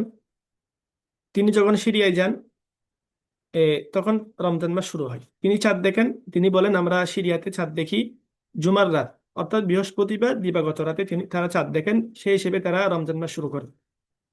পরে রমজান মাস সেখানে তিনি কাটান। রমজানের শেষের দিকে তিনি মদিনায় ফিরে আসেন। তো ইবনে আব্বাস রাদিয়াল্লাহু তাআলা আনহুমা তাকে জিজ্ঞাসা করেন, তোমরা কোন তারিখ বা কখন তোমরা চাঁদ দেখেছো? তিনি বলেন, আমরা তো জুমার রাতে চাঁদ দেখেছি, সেই হিসেবে আমরা রোজা পালন করা শুরু করেছি। ইবনে আব্বাস বলেন, আমরা চাঁদ দেখেছি শনিবার রাত, অর্থাৎ তোমাদের একদিন পর। শনিবার রাত বলতে জুমার দিন দিবাগত রাত। তো এখন দেখেন এখানে একদিনের পার্থক্য। বৃহস্পতিবার রাতে দেখে শামবাসীরা বা সিরিয়াবাসীরা, আর মদিনাবাসীরা চাঁদ দেখেন জুমার রাতে। তাহলে শামে বা সিরিয়ায় রোজা পালন করা রোজা আরম্ভ হয় জুমাবার থেকে, আর মদিনায় রোজা আরম্ভ হয় শনিবার থেকে, একদিনের পার্থক্য। তো সে হিসেবে ঈদের সময়ও কিন্তু পার্থক্য হবে। তো তখন কুরাইব রাহমাতুল্লাহ বলেন, আপনি কি মুয়াবিয়া রাদিয়াল্লাহু তাআলা আনহু চাঁদ দেখা কি গ্রহণ করবেন না? তিনি বলেন, না, কারণ রাসূল সাল্লাল্লাহু আলাইহি ওয়াসাল্লাম আমাদেরকে এর উপর নির্দেশ দিয়েছেন, অর্থাৎ চাঁদ দেখে রোজা রাখতে এবং চাঁদ দেখে রোজা ভাঙার নির্দেশ দিয়েছেন। অতএব আমরা এই চাঁদ মুয়াবিয়া রাদিয়াল্লাহু তাআলা আনহু এবং সিরিয়ার মানুষরা যে চাঁদ দেখেছে তাদের দেখাটা মদিনাবাসীদের জন্য যথেষ্ট নয়। অতএব আমরা চাঁদ দেখেই রোজা ভাঙবো, ঈদ পালন করব, চাই মাস 29 হোক বা 30 হোক। এটা হচ্ছে এই হাদিসের সারাংশ। এই হাদিস থেকে তাহলে আমরা জানতে পারি দূরবর্তী অঞ্চলে দূরবর্তী অঞ্চলে মানে এক দেশে চাঁদ দেখা অন্য দূরবর্তী অঞ্চলের জন্য গ্রহণযোগ্য নয়। হ্যাঁ, যদি নিকটবর্তী অঞ্চল হয়, ঢাকা, চট্টগ্রাম বা আশপাশের একটি দেশ, তাহলে কিন্তু এক অঞ্চলের চাঁদ দেখার উপর নির্ভর করে অন্য অঞ্চলের মানুষরাও কি এ, রোজা রাখতে পারবে এবং ঈদ পালন করতে পারবে। তবে দেশ যদি দূরবর্তী হয়, তাহলে এটা অধিকাংশ উলামায়ে কেরামের মত হচ্ছে, তাহলে প্রত্যেকেই তাদের দেশে দেখা চাঁদের উপর নির্ভর করে রোজা বা আরবি মাস শুরু করবে। এই মাসালাটি খুবই গুরুত্বপূর্ণ মাসালা, বিশেষ করে বর্তমান যুগে এটা নিয়ে অনেক ফিতনা হয়। আমরা দেখতে পাই বাংলাদেশের কিছু অঞ্চলে, কিছু কিছু অঞ্চলে, চট্টগ্রামের সাতকানিয়া, নোয়াখালী, আরো বিভিন্ন অঞ্চলের, পার্বত্য চট্টগ্রামের কিছু অঞ্চল, বিভিন্ন জায়গায় কিছু মানুষ এই সৌদি আরবের সাথে মিল রেখে রোজা শুরু করে এবং ঈদ পালন করে। আর তবে অধিকাংশ মানুষ বাংলাদেশে তারা সরকারি ঘোষণাকে সামনে রেখেই ঈদ, কুরবানি সব বিষয় পালন করে থাকে। এক্ষেত্রে উলামায়ে কেরামের মত কি এবং কোনটি স- বিশুদ্ধ মত, এবং আমরা কোনটির উপর আমল করব? তো আমি সংক্ষেপে বিষয়গুলো বলছি, কারণ এত অল্প সময়ে এই বিষয়টি নিয়ে আলোচনা করা সম্ভব না, বরং শুধু এই বিষয়টি নিয়ে স্বতন্ত্র একটি কোর্সের আয়োজন করা যেতে পারে। তো আমি সংক্ষেপে বিষয়গুলো বলবো। প্রথম বিষয়টি হচ্ছে, নিকটবর্তী অঞ্চলে যদি দুটি অঞ্চল বা দুটি শহর, দুটি দেশ কাছাকাছি হয়, তাহলে এক দেশের চাঁদ দেখা এটা অন্য দেশের জন্য গ্রহণযোগ্য। আর যদি অঞ্চল দূরবর্তী হয়, দেশ যদি দূরে দূরে হয়, তাহলে গ্রহণযোগ্য কিনা এটা নিয়ে ফুকাহে কেরামের মাঝেও মতভেদ রয়েছে। এই হাম্বলি মাযহাব, মালিকি মাযহাব বা তাদের অনেক আলেম, হানাফি মাযহাবের অনেক আলেমরা, তারা পূর্বে অনেক আগে তারা বলেছেন যে এই এক এলাকায় চাঁদ দেখা গেলে সেটি অন্য এলাকার জন্য গ্রহণযোগ্য, চাই যতই দূরে হোক না কেন। এটি হলো এক। তবে অধিকাংশ আলেমের মত, হানাফি বলেন, অন্যান্য মাযহাব বলেন, শাফি মাযহাব, দূরবর্তী অঞ্চলে গ্রহণযোগ্য না। এটাকে ফিকহি মাসালায় ইখতিলাফুল মাতালে এই শিরোনামে উল্লেখ করা হয়ে থাকে। ইখতিলাফুল মাতালে অর্থাৎ চাঁদের উদয়স্থলের ভিন্নতা, এটা গ্রহণযোগ্য কি গ্রহণযোগ্য না। তো অধিকাংশ আলেমের মত হচ্ছে এটি গ্রহণযোগ্য, কারণ পৃথিবীতে একই সময়ে কিন্তু চাঁদ দেখা যায় না। তো এদের অন্যতম দলিল হচ্ছে রাসূল সাল্লাল্লাহু আলাইহি ওয়াসাল্লামের এই হাদিস, ইবনে আব্বাস রাদিয়াল্লাহু তাআলা আনহু থেকে বর্ণিত এই যে ঘটনা আমরা এখন ধরলাম, এটি দলিল যে সিরিয়া এবং মদিনা দুই জায়গায় কিন্তু দুদিন রোজা শুরু হয়, দুদিনে ঈদ হয়। তো সিরিয়া এবং মদিনার মাঝে দূরত্ব কত? প্রায় ১,৫০০ কিলোমিটার, ১২০০ থেকে নিয়ে ১,৫০০ কিলোমিটারের মতো দূরবর্তী অঞ্চল। তো এটি সাহাবায়ে কেরামের যুগ থেকে প্রমাণিত। এর বিপরীতে কেউ কেউ বলেন যে না, পুরো পৃথিবীতে বা বিশ্বব্যাপী একই দিনে ঈদ করা, বা এক জায়গায় যদি পৃথিবীর কোথাও চাঁদ প্রমাণিত হয়, তাহলে অন্য অঞ্চলের সবাই কি করবে? ঈদ করবে, রোজা পালন করবে। তারাও বিভিন্ন দলিল পেশ করেন, কিন্তু দলিলগুলো স্পষ্ট না। বিশেষ করে তারা বলেন সুমু লিরুইয়াতিহি ওয়া আফতিরু লিরুইয়াতি, যে এখানে রাসূল সাল্লাল্লাহু আলাইহি ওয়াসাল্লাম সবাইকে সম্বোধন করেছেন। হ্যাঁ, কেউ যদি মানে রোজা রাখলে সবাই রাখো, না রাখলে কি সবাই রাখবে না। যেখানে মুসলিম উম্মাহ সবাইকে একসাথে রাসূল সাল্লাল্লাহু আলাইহি ওয়াসাল্লাম সম্বোধন করেছে। তারা এই কথাগুলো বলেন, তবে এগুলো স্পষ্ট না। তবে আমরা যদি এই শরীয়তের হাদিস এগুলোকেও বাদ দিয়ে আমরা যদি ভৌগোলিক দিক বিবেচনা করি, তারপরেও পুরো পৃথিবীতে বিশ্বব্যাপী একই দিনে রোজা অসম্ভব, একই দিনে ঈদ অসম্ভব। কারণ আমরা দেখতে পাই এই এক জায়গায় রাত, আবার অন্য দেশে একই সময় হচ্ছে দিন। তো এখানে প্রথম বিষয় আসবে, আমরা যদি পুরো বিশ্বব্যাপী একই দিনে যদি আমরা ঈদ করতে চাই, তাহলে কোন দেশের চাঁদকে আমরা কি করব? এই কোন দেশের চাঁদ দেখাকে আমরা নির্ভর করব? যদি আমরা বলি সৌদি আরবের চাঁদ দেখাকে আমরা নির্ভর করি, তাহলে সৌদি আরবে যখন চাঁদ দেখা যায়, তখন বিশ্বের বিভিন্ন দেশ, মেক্সিকো এবং আমেরিকার অনেক এই দ্বীপ ইত্যাদিতে তখন স- এই সময় হয় কি দিনের 8টা বা 9টা। তাহলে এক দেশে রাত আর এক দেশে কি দিন। তাহলে এদের চাঁদ দেখার সংবাদ যখন আমরা ওদের কাছে পৌঁছাবো, তখন তারা ওই দিন রোজা রেখেই দিনটা শুরু করেছে। বা অনেক জায়গায় হবে বিকাল 4টা। এরকম অনেক ভৌগোলিক ভাবেও অনেক কি সমস্যা, মানে ভৌগোলিক ভাবেও এটি এটি সম্ভব না, বা এটি অনেক অনেক কঠিন একটি বিষয়। দ্বিতীয় বিষয়টি হচ্ছে এভাবে পুরো পৃথিবীতে একযুগে এলান করা বা ওই এলানকে সবাই গ্রহণ করে একই সাথে ঈদ পালন করা, এগুলোর জন্য মুসলিম উম্মার একক বা কোন একটি প্ল্যাটফর্ম দরকার, কোন এক হুকুমত দরকার, যেটাকে যার কথা সবাই অনুসরণ করবে, যেই অফিসের সংবাদ, যে সংস্থার সংবাদ সবাই গ্রহণ করবে। কিন্তু আজও তো কোনো মুসলিম উম্মার, মুসলিম বিশ্বের এরকম কোনো কিনে সংস্থা বা নেই। তারপর আমরা যদি আরো একটু তাকাই, যা আমরা আমাদের পূর্বের ইতিহাসের দিকে তাকি, রাসূল সাল্লাল্লাহু আলাইহি ওয়াসাল্লামের যুগ থেকে পর্যন্ত কোন বিষয়টি চলে আসছে। রাসূল ইসলামের যুগ থেকে পর্যন্ত যে সুন্নাহটি চলে আসছে সেটি হলো প্রত্যেক অঞ্চলের মানুষ তাদের ওখানে চাঁদ দেখার উপর নির্ভর করে রোজা রাখা, ঈদ করা। এটি রাসূল ইসলামের যুগ থেকে চলে আসা সুন্নাহ। কারণ আমরা যে বিষয়গুলো এখন চিন্তা করছি, যে দ্রুত এক জায়গা থেকে আরেক জায়গায় সংবাদ পাঠিয়ে দেওয়া, এটা কিন্তু এই থেকে 200 বছর আগেও এই কল্পনার বাইরে ছিল, সম্ভব ছিল না। এখন আমরা 2 মিনিটের ভিতর আমরা এক জায়গায় সংবাদ আরেক জায়গায় দিয়ে দিচ্ছি, এটা তো সম্ভব ছিল না 100 বছর আগে, 200 বছর আগে, 500 বছর আগে। তো অতএব ইসলামের বিধান তো সর্বযুগের জন্য। এমন না 1400 বছর পর্যন্ত ইসলামের বিধান একরকম থাকবে, 1400 বছর পর ইসলামের বিধান আর এরকম হয়ে যাবে, বিষয়টি তেমন না। অতএব রাসূল ইসলামের যুগ থেকে যে আমলটি চলে আসছে, যে প্রত্যেক অঞ্চলের মানুষ তাদের ওখানে দেখা চাঁদের উপর নির্ভর করে ঈদ পালন করা, রোজা পালন করা, রোজা শুরু করা, আরবি মাস শুরু করা, এটা হলো সুন্নাহ মুতাওয়াতিরা। এটার উপর আমরা আমল করব। আর যে দাবিটা আমরা এখন করছি, এটি হচ্ছে সাম্প্রতিক একটি দাবি। এটি এই 60 থেকে 70 বছরের বেশি না, মানে 60 থেকে 70 বছর ধরে এই দাবিটি উত্তোলন করা হচ্ছে, এই প্রস্তাবটি পেশ করা হচ্ছে বিভিন্ন জ্যোতির্বিদ, বিজ্ঞানী, বিভিন্ন মানুষের পক্ষ থেকে। তারা বলতে চাচ্ছে যে এর মাধ্যমে মুসলিমদের যে ঐক্য, এটা দেখা যাবে, সব মুসলিমরা একই দিনে ঈদ পালন করছে, এটা দেখা যাবে, ইত্যাদি বিভিন্ন বিষয় তারা যুক্তি দেয়। আসলে তাদের এই যুক্তিগুলো সঠিক না। কারণ মুসলিমদের যে ঐক্য, এটা একই সাথে ঈদ করার সাথে সম্পৃক্ত না। এটি হচ্ছে মুসলিমদের মাঝে ইমানের ঐক্য, আমলের ঐক্য, তাকওয়ার ঐক্য, আপনার ফিকির, চিন্তা ও দর্শনের ঐক্য, রাজনীতির ঐক্য, এটা হলো মূলত ঐক্য। আমরা তো নামাজ পড়ি, নামাজ তো কেউ একই সাথে পড়ে না। এক জায়গায় ফজরের সময়, আরেক আরেক জায়গায় জোহরের সময়, আরেক জায়গায় জুমার সময়, আরেক জায়গায় আসরের সময়, নামাজও আমরা একই সাথে পড়ি না। তো একই সাথে পড়া, এটা কিন্তু এটা শরীয়তে মতলুব না, উদ্দেশ্য না। এবং পাশাপাশি যে কাজ অসম্ভব, শরীয়ত কোনোদিন সেটা নির্দেশ দেয় না। অথবা যে কাজ করা অনেক কঠিন বিষয়, এটিরও নির্দেশ শরীয়ত দেয় না। অতএব আমরা এসব বিষয়কে যদি আমরা সামনে রাখি, ভৌগোলিক বিষয় বলেন, শরীয়তের বিষয় বলেন, যুক্তির দিক বলেন, তাহলে আমরা বলতে বাধ্য হব যে পুরো বিশ্বব্যাপী একই দিনে ঈদ করা অথবা একই দিনে রোজা শুরু করা, আরবি মাসের গণনা একই দিনে একই তারিখে শুরু হওয়া, এটা অসম্ভব।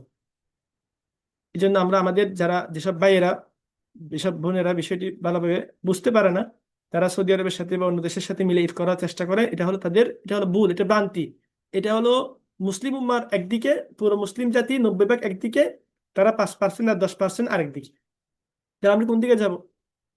যুগ যুগ ধরে চলে আসা একটি আমল, এটাকে বাদ দিব, নাকি হঠাৎ 40-50 বছর ধরে একটি দাবি পেশ করা হচ্ছে বা একটি প্রস্তাবনা দেওয়া হচ্ছে, আমি সেটাকে আমল করব, অথচ এর পক্ষে শরীয়তের পক্ষ থেকে কোনো স্পষ্ট দলিলও নেই। বরং আমরা হাদিসে দেখতে পাই, যে হাদিস আমরা পড়লাম, সেই হাদিস এটাতে দেখা যাচ্ছে কি সাহাবে কেরামের আমল ছিল ভিন্ন। তারা প্রত্যেক দেশের চাঁদ দেখাকে নির্ভর করতেন। এক দেশ যদি দেশটি দূরবর্তী হয়, যেমন নাকি সিরিয়া আর মদিনা দূরবর্তী দেশ, হ্যাঁ, যদি কাছের দেশ হয়, একই এলাকা, একই অঞ্চল, আশপাশের, যেখানে চাঁদের উদয়স্থলের ভিন্নতা নেই, তাহলে গ্রহণযোগ্য। অতএব তাহলে আমরা একই দিনে ঈদ পালন করে, এটা শরীয়ত সম্মত নয়, এটা শরীয়ত সম্মত নয়। শরীয়তের কথা হচ্ছে তোমরা চাঁদ দেখে রোজা রাখো, চাঁদ দেখে ঈদ পালন করো। পাশাপাশি এই রোজা শুরু করা, ঈদ পালন করা, এবার চন্দ্রমাস গণনা করা, এগুলো নির্ভর করে চাঁদ দেখার উপর, এগুলো ক্যালেন্ডারের উপর নির্ভর করে না। তাহলে কোনো হিজরি ক্যালেন্ডার হতে পারে না। আমরা অনুমানের জন্য করতে পারি, তবে পুরোপুরি হিজরি ক্যালেন্ডারের উপর নির্ভর করা যাবে না। এটা শরীয়তের বিধান না, এবং এটা এটা সহি না। তাহলে আমরা চাঁদ না দেখে, ক্যালেন্ডার দেখেই আমরা রমজান মাসের 1 তারিখটা বলে দিতে পারবো না। আমরা চাঁদ না দেখেই এই ক্যালেন্ডারের উপর নির্ভর করে ঈদুল ফিতর শুরু হয়েছে, এটা ঘোষণা করতে পারবো না। এটা শরীয়ত বিরোধী কাজ। অতএব আমাদের ঈদের ঘোষণা দেওয়া, তারপর রমজানের রোজার ঘোষণা দেওয়া, তারপরে ঈদুল আজহার ঘোষণা দেওয়া, এগুলো সব হবে চাঁদ দেখার উপর নির্ভর করে, ক্যালেন্ডারের উপর নির্ভর করে দেওয়া জায়েজ নেই। আচ্ছা, সংক্ষেপে বিষয়গুলো এতটুকু আলোচনা করলাম। কেউ বিস্তারিত যদি জানতে চান, তাহলে এই বিষয়ে অনেক লেখা আছে, বিশেষ করে এই মৌলানা আব্দুল মালিক সাহেব হাফিজাহুল্লাহ এই এই বিষয়ে অনেক লম্বা লেখা আছে, যেটি আমরা অনলাইনেও দেখতে পারি। এরপরের হাদিস, আজকে প্রথম দিন হয়তো একটু দেরি হতে পারে, 5-10 মিনিট সবাই থাকবেন আশা করি ইনশাল্লাহ। নতুন চাঁদ দেখার দোয়া। عن طلحة بن عبيد الله أن النبي صلى الله عليه وسلم كان إذا رأى الهلال قال اللهم أهله علينا باليمن والإيمان والسلامة والإسلام ربي وربك الله। হযরত তালহা বিন উবাইদুল্লাহ রাদিয়াল্লাহু তাআলা আনহু থেকে বর্ণিত, নবী করিম সাল্লাল্লাহু আলাইহি ওয়াসাল্লাম যখন নতুন চাঁদ দেখতেন তখন এই দোয়া পড়তেন, আল্লাহুম্মা আহিল্লাহু আলাইনা বিল ইয়ুমনি ওয়াল ঈমান ওয়াস সালামাতি ওয়াল ইসলাম রব্বি ওয়া রাব্বুকাল্লাহ। হে আল্লাহ, আপনি এই চাঁদকে আমাদের উপর নিরাপত্তা, ঈমান, শান্তি ও ইসলামের সহিত উদিত করুন। হে চাঁদ, আমার ও তোমার প্রতিপালক একমাত্র আল্লাহ। তাহলে আমরা রমজান মাসে চাঁদ দেখলে এই দোয়াটি পাঠ করব, এবং প্রত্যেকটি মাসের শুরুতে যখন আমরা চাঁদ দেখব এই দোয়াটি পাঠ করা রাসূল সাল্লাল্লাহু আলাইহি ওয়াসাল্লামের সুন্নাত। এরপরে রমজানের রোজার বিধান। এখানে শুধু আমরা অনুবাদটি পড়বো, যেহেতু হাদিস একটু লম্বা এবং সময়ও কম। রমজান মাসের রোজার বিধান কি? হযরত তালহা বিন উবাইদুল্লাহ রাদিয়াল্লাহু তাআলা আনহু থেকে বর্ণিত, তিনি বলেন, একজন নাজদবাসী লোক এলোমেলো চুলে রাসূল সাল্লাল্লাহু আলাইহি ওয়াসাল্লামের নিকট আসলো। তার ফিস ফিস শব্দ শোনা যাচ্ছিল, কিন্তু কি বলছে তা বোঝা যাচ্ছিল না। রাসূল সাল্লাল্লাহু আলাইহি ওয়াসাল্লামের একদম নিকটে গিয়ে ইসলাম সম্পর্কে জিজ্ঞাসা করলো। রাসূল সাল্লাল্লাহু আলাইহি ওয়াসাল্লাম বললেন, রাত্র দিনে 5 ওয়াক্ত নামাজ আদায় করা। লোকটি বলল, এছাড়া কি এর কোনো নামাজ আমার উপর ফরজ? এছাড়া কি আর কোনো নামাজ আমার উপর ফরজ? রাসূল সাল্লাল্লাহু আলাইহি ওয়াসাল্লাম বললেন, না, তবে তুমি নফল নামাজ আদায় করতে পারো। তারপর রাসূল সাল্লাল্লাহু আলাইহি ওয়াসাল্লাম বললেন, এবং রমজান মাসে রোজা রাখা। লোকটি বলল, এছাড়া কি আর কোনো রোজা আমার উপর ফরজ? রাসূল সাল্লাল্লাহু আলাইহি ওয়াসাল্লাম বললেন, না, তবে তুমি নফল রোজা রাখতে পারো। বর্ণনাকারী বলেন, এরপর রাসূল সাল্লাল্লাহু আলাইহি ওয়াসাল্লাম তাকে যাকাতের কথা বললেন। লোকটি বলল, এছাড়া কি আর কোনো সাদাকা আমার উপর ফরজ? রাসূল সাল্লাল্লাহু আলাইহি ওয়াসাল্লাম বললেন, না, তবে তুমি নফল সাদাকা করতে পারো। বর্ণনাকারী বলেন, অতঃপর লোকটি কথা বলতে বলতে চলে গেল। আল্লাহর শপথ, এর উপর আমি কিছু বেশিও করব না এবং কমও করব না। এটা শুনে রাসূল সাল্লাল্লাহু আলাইহি ওয়াসাল্লাম বললেন, লোকটি যদি তার কথায় সত্যবাদী হয় তাহলে সফল হবে। এটা একটি ঘটনা, এই হাদিসটি বললাম সংক্ষেপে, এই হাদিসের সারমর্মটা বলি। একটি ঘটনা, একজন সাহাবী, তার নাম হচ্ছে জেমাম বিন সালাবা। যদি এই হাদিসে ওই সাহাবীর নাম আসেনি, জেমাম বিন সালাবা রাদিয়াল্লাহু তাআলা আনহু, তিনি রাসূল সাল্লাল্লাহু আলাইহি ওয়াসাল্লামের কাছে এসে বললেন, ইসলাম সম্পর্কে জিজ্ঞাসা করলেন। নবীজি তাকে নামাজের কথা বললেন, 5 ওয়াক্ত নামাজ পড়া, তারপর রোজা রাখা, তারপর যাকাত আদায় করা। এই হাদিসে হজের কথা আসে নাই, কারণ তখন হজ ফরজ হয়নি। তো অতএব আমরা এই হাদিস থেকে জানতে পারি যে রোজা রাখা হচ্ছে ফরজ। বিষয়টি আমরা জানি, কোরআনে আল্লাহ তাআলা বলেছেন, ইয়া আইয়ুহাল্লাযীনা আমানু কুতিবা আলাইকুমুস সিয়াম কামা কুতিবা আলাল্লাযীনা মিন ক্বাবলিকুম লাআল্লাকুম তাত্তাকুন। হে ঈমানদারগণ, তোমাদের উপর রোজা ফরজ করা হয়েছে। তাহলে কার উপর ফরজ? সুস্থ প্রাপ্তবয়স্ক নারী পুরুষের উপর ফরজ। এটা হলো এদের উপর রোজা ফরজ। শেষে এই পুরো ঘটনাটি আপনারা খেয়াল করবেন। লোকটি চলে যাওয়ার সময় বলতেছেন যে, আমি আল্লাহর শপথ, যা রাসূল সাল্লাল্লাহু আলাইহি ওয়াসাল্লাম বলেছেন এর চেয়ে বেশিও করব না, কমও কি করব না। অর্থাৎ তিনি যা বললেন রাসূল সাল্লাল্লাহু আলাইহি ওয়াসাল্লাম তা কি পুরোপুরি পালন করবেন। তো নবী করিম সাল্লাল্লাহু আলাইহি ওয়াসাল্লাম বললেন, আফলাহা ইন সাদাক, যদি লোকটি সত্য বলেন, লোকটি যদি তার কথাই মুখলিস হন এবং সে অনুযায়ী যদি তিনি আমল করেন, তাহলে তিনি সফল, অর্থাৎ তিনি জান্নাত লাভ করবেন, জাহান্নাম থেকে মুক্তি লাভ করবেন। কারণ এখানে সব বিধান রয়েছে, ফরজ বিধান। তো যে ফরজ বিধানগুলো আদায় করবে, নফল বিধান এগুলো এমনি আদায় করতে পারবে। তার পাশাপাশি এই ফরজ বিধান যদি কেউ আদায় করেন তাহলে তিনি মুক্তি পাবেন। তবে নফল কেন আমরা আদায় করব? কারণ নফলের মাধ্যমে ফরজে যদি কোনো ত্রুটি থাকে, সেটি এই এটার বদলা দেওয়া হয়, পূরণ করা হয়। আর নফলের মাধ্যমে মানুষ আল্লাহর অধিক নৈকট্য অর্জন করতে পারে, আল্লাহর ওলি হতে পারে। শুধু ফরজ ইবাদত করেই মানুষ আল্লাহর ওলি হওয়া যায় না, ফরজের পাশাপাশি নফল সুন্নাহ এগুলো আদায় করতে। আচ্ছা, সময় কম হওয়ার কারণে আর বেশি আলোচনা করা যাচ্ছে না। এরপরের হাদিস, ঋতুমতী মহিলার রোজার বিধান। ঋতুমতী মহিলা রোজার বিধান। عن معاذة قالت سألت عائشة رضي الله عنها فقلت মা বালুল হাইদ তাকদি الصوم ولا تقضي الصلاة فقالت أحرورية أنت قلت لست بحرورية ولكني أسأل قالت كان يصيبنا ذلك فنؤمر بقضاء الصوم ولا نؤمر بقضاء الصلاة হযরত মুআজাহ রাহমাতুল্লাহি আলাইহা থেকে বর্ণিত, তিনি বলেন, আমি আয়েশা রাদিয়াল্লাহু তাআলা আনহাকে জিজ্ঞাসা করলাম, ঋতুমতী মহিলার বিষয়টি এমন কেন? সে রোজার কাজা আদায় করবে অথচ নামাজের কাজা আদায় করবে না। তিনি বললেন, তুমি কি হারুরিয়া? আমি বললাম, আমি হারুরিয়া নই, বরং জানার জন্যই কেবল জিজ্ঞাসা করেছি। তিনি বললেন, আমাদের এরূপ অবস্থা হতো, তখন আমাদেরকে কেবল রোজার কাজা আদায় করার নির্দেশ দেওয়া হতো, নামাজের কাজা আদায় করার নির্দেশ দেওয়া হতো না। তাহলে এই হাদিসের একটু ব্যাখ্যা দরকার। আমরা জানি এই ঋতুবতী মহিলা যারা মাসিক, যাদের যদি মাসিক শুরু হয়, তাহলে মাসিক অবস্থায় এই মহিলাদের নামাজ পড়াও জায়েজ নেই, আবার রোজা রাখাও কি নেই, জায়েজ নেই। তবে নামাজের কাজা করতে হয় না, এবং রোজার কিন্তু পরবর্তীতে কাজা করতে হয়। তো মুআজা তিনি একজন তাবিঈ, তাবিঈ মহিলা, দিনদার মহিলা।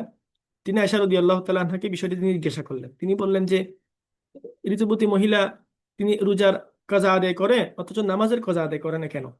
এই দুটিতে পার্থক্য হওয়ার কারণ কি? এরপর আয়েশা রাদিয়াল্লাহু তাআলা আনহা তাকে জিজ্ঞাসা করলেন, তুমি কি হারুরিয়া? তিনি বললেন, না।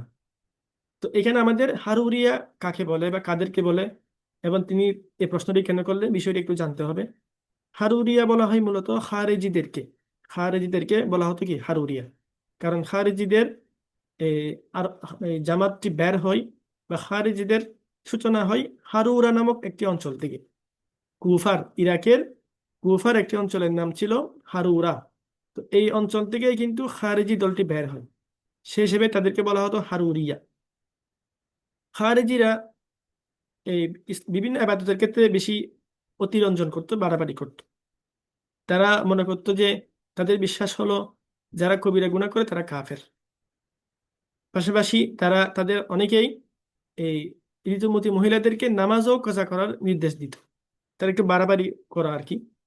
তারা মানে রোজা যেমন কাজা করবে, তারা বলতে চাই ঋতুমতী মহিলা নামাজও কি করবে, কাজা করবে। তো এই জন্যই আয়েশা রাদিয়াল্লাহু তাআলা তাকে বললেন, তুমি কি হারুরিয়া? হারুরিয়া হারুরিয়ারাই তো বা খারেজিরাই তো এই ধরনের প্রশ্ন করে। তখন তিনি বললেন, আমি হারুরিয়া নও, বরং বিষয়টি আসলে জানার জন্য প্রশ্নটি করেছি।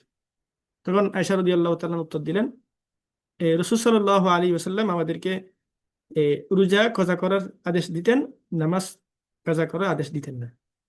এই জন্য আমরা এটা কি কাজা করি না, কারণ নামাজ কাজা করা কঠিন। কারণ মহিলাদের প্রতি মাসে 3 দিন থেকে 10 দিন পর্যন্ত মাসিক হতে পারে।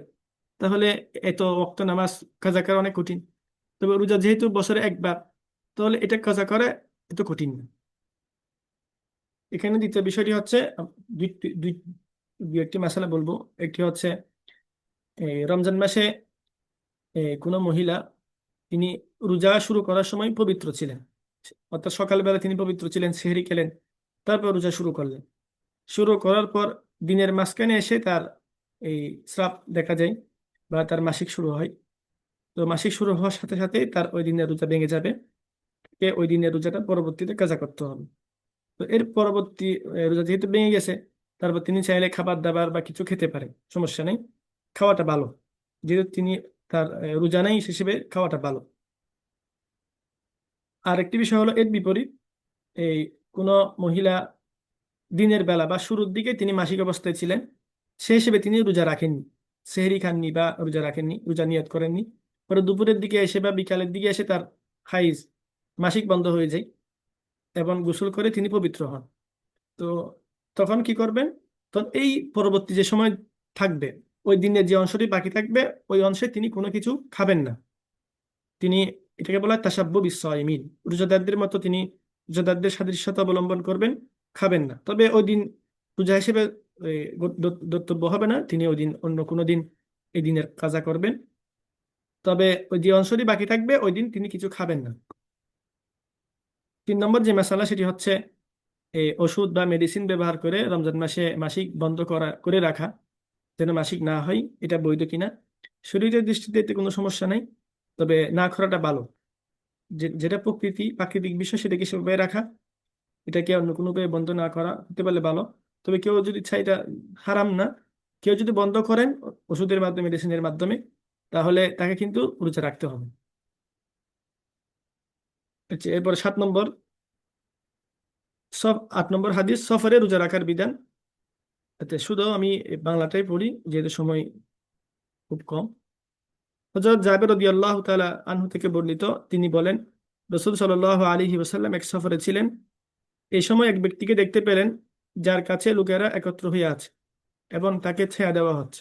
তিনি বললেন, তার কি হলো? তারা বললেন, সে রোজাদার। তখন রাসূল সাল্লাল্লাহু আলাইহি ওয়াসাল্লাম বললেন, সফরে রোজা পালন করা কোনো নেকির কাজ নয়। তাহলে দেখেন, এই হাদিস থেকে আমরা জানতে পারি এই মুসাফিরের উপর রোজা ফরজ নয়, অর্থাৎ সফর অবস্থায় রোজা রাখাটা ফরজ নেই। তিনি চাইলে রোজা রাখতেও পারেন অথবা রোজা না রাখতেও পারেন, তবে তাকে কজা করতে হবে, পরবর্তীতে রোজাটি কাজা দিতে হবে। তবে সফর অবস্থায় রোজা রাখাটা উত্তম। যদি কেউ রোজা রাখার সামর্থ্য রাখেন, সফর যদি বেশি কষ্টদায়ক না হয়, তাহলে সমস্যা নেই। তবে এক্ষেত্রে লক্ষণীয় হলো আপনার শরীর সফর হতে হবে, সফরের যে দূরত্ব ইসলাম বলেছে সেটা অতিক্রম করতে হবে, বা সেটা অতিক্রম করার নিয়তে আপনাকে ঘর থেকে বের হতে হবে। 78 মাইল, আমরা যদি বর্তমান হিসাব করি, কমপক্ষে 78 মাইল, মানে 78 কিলোমিটার। 78 বা তার চেয়ে বেশি কিলোমিটার অতিক্রম করার নিয়তে কেউ যদি ঘর থেকে বের হয়, সফরের নিয়ত করেন, তার ক্ষেত্রে এই বিধান প্রযোজ্য। সফর অবস্থায় রোজা রাখাটা ফরজ নয়, তবে রাখতে পারলে ভালো, যদি কোনো কষ্ট না হয়। বিশেষ করে এই যুগে যদি কষ্ট না হয় তাহলে রাখতে পারেন, আর যার কষ্ট হয় তাহলে না রাখতে পারে। অথবা কেউ রাখলো, দেখতেছেন পরে কষ্ট হচ্ছে বেশি, তাহলে ভেঙে ফেললো, কোনো সমস্যা নেই। একদম কষ্ট করে এ এ, কি রোজা রাখার রাখতে ইসলাম নিষেধ করছে।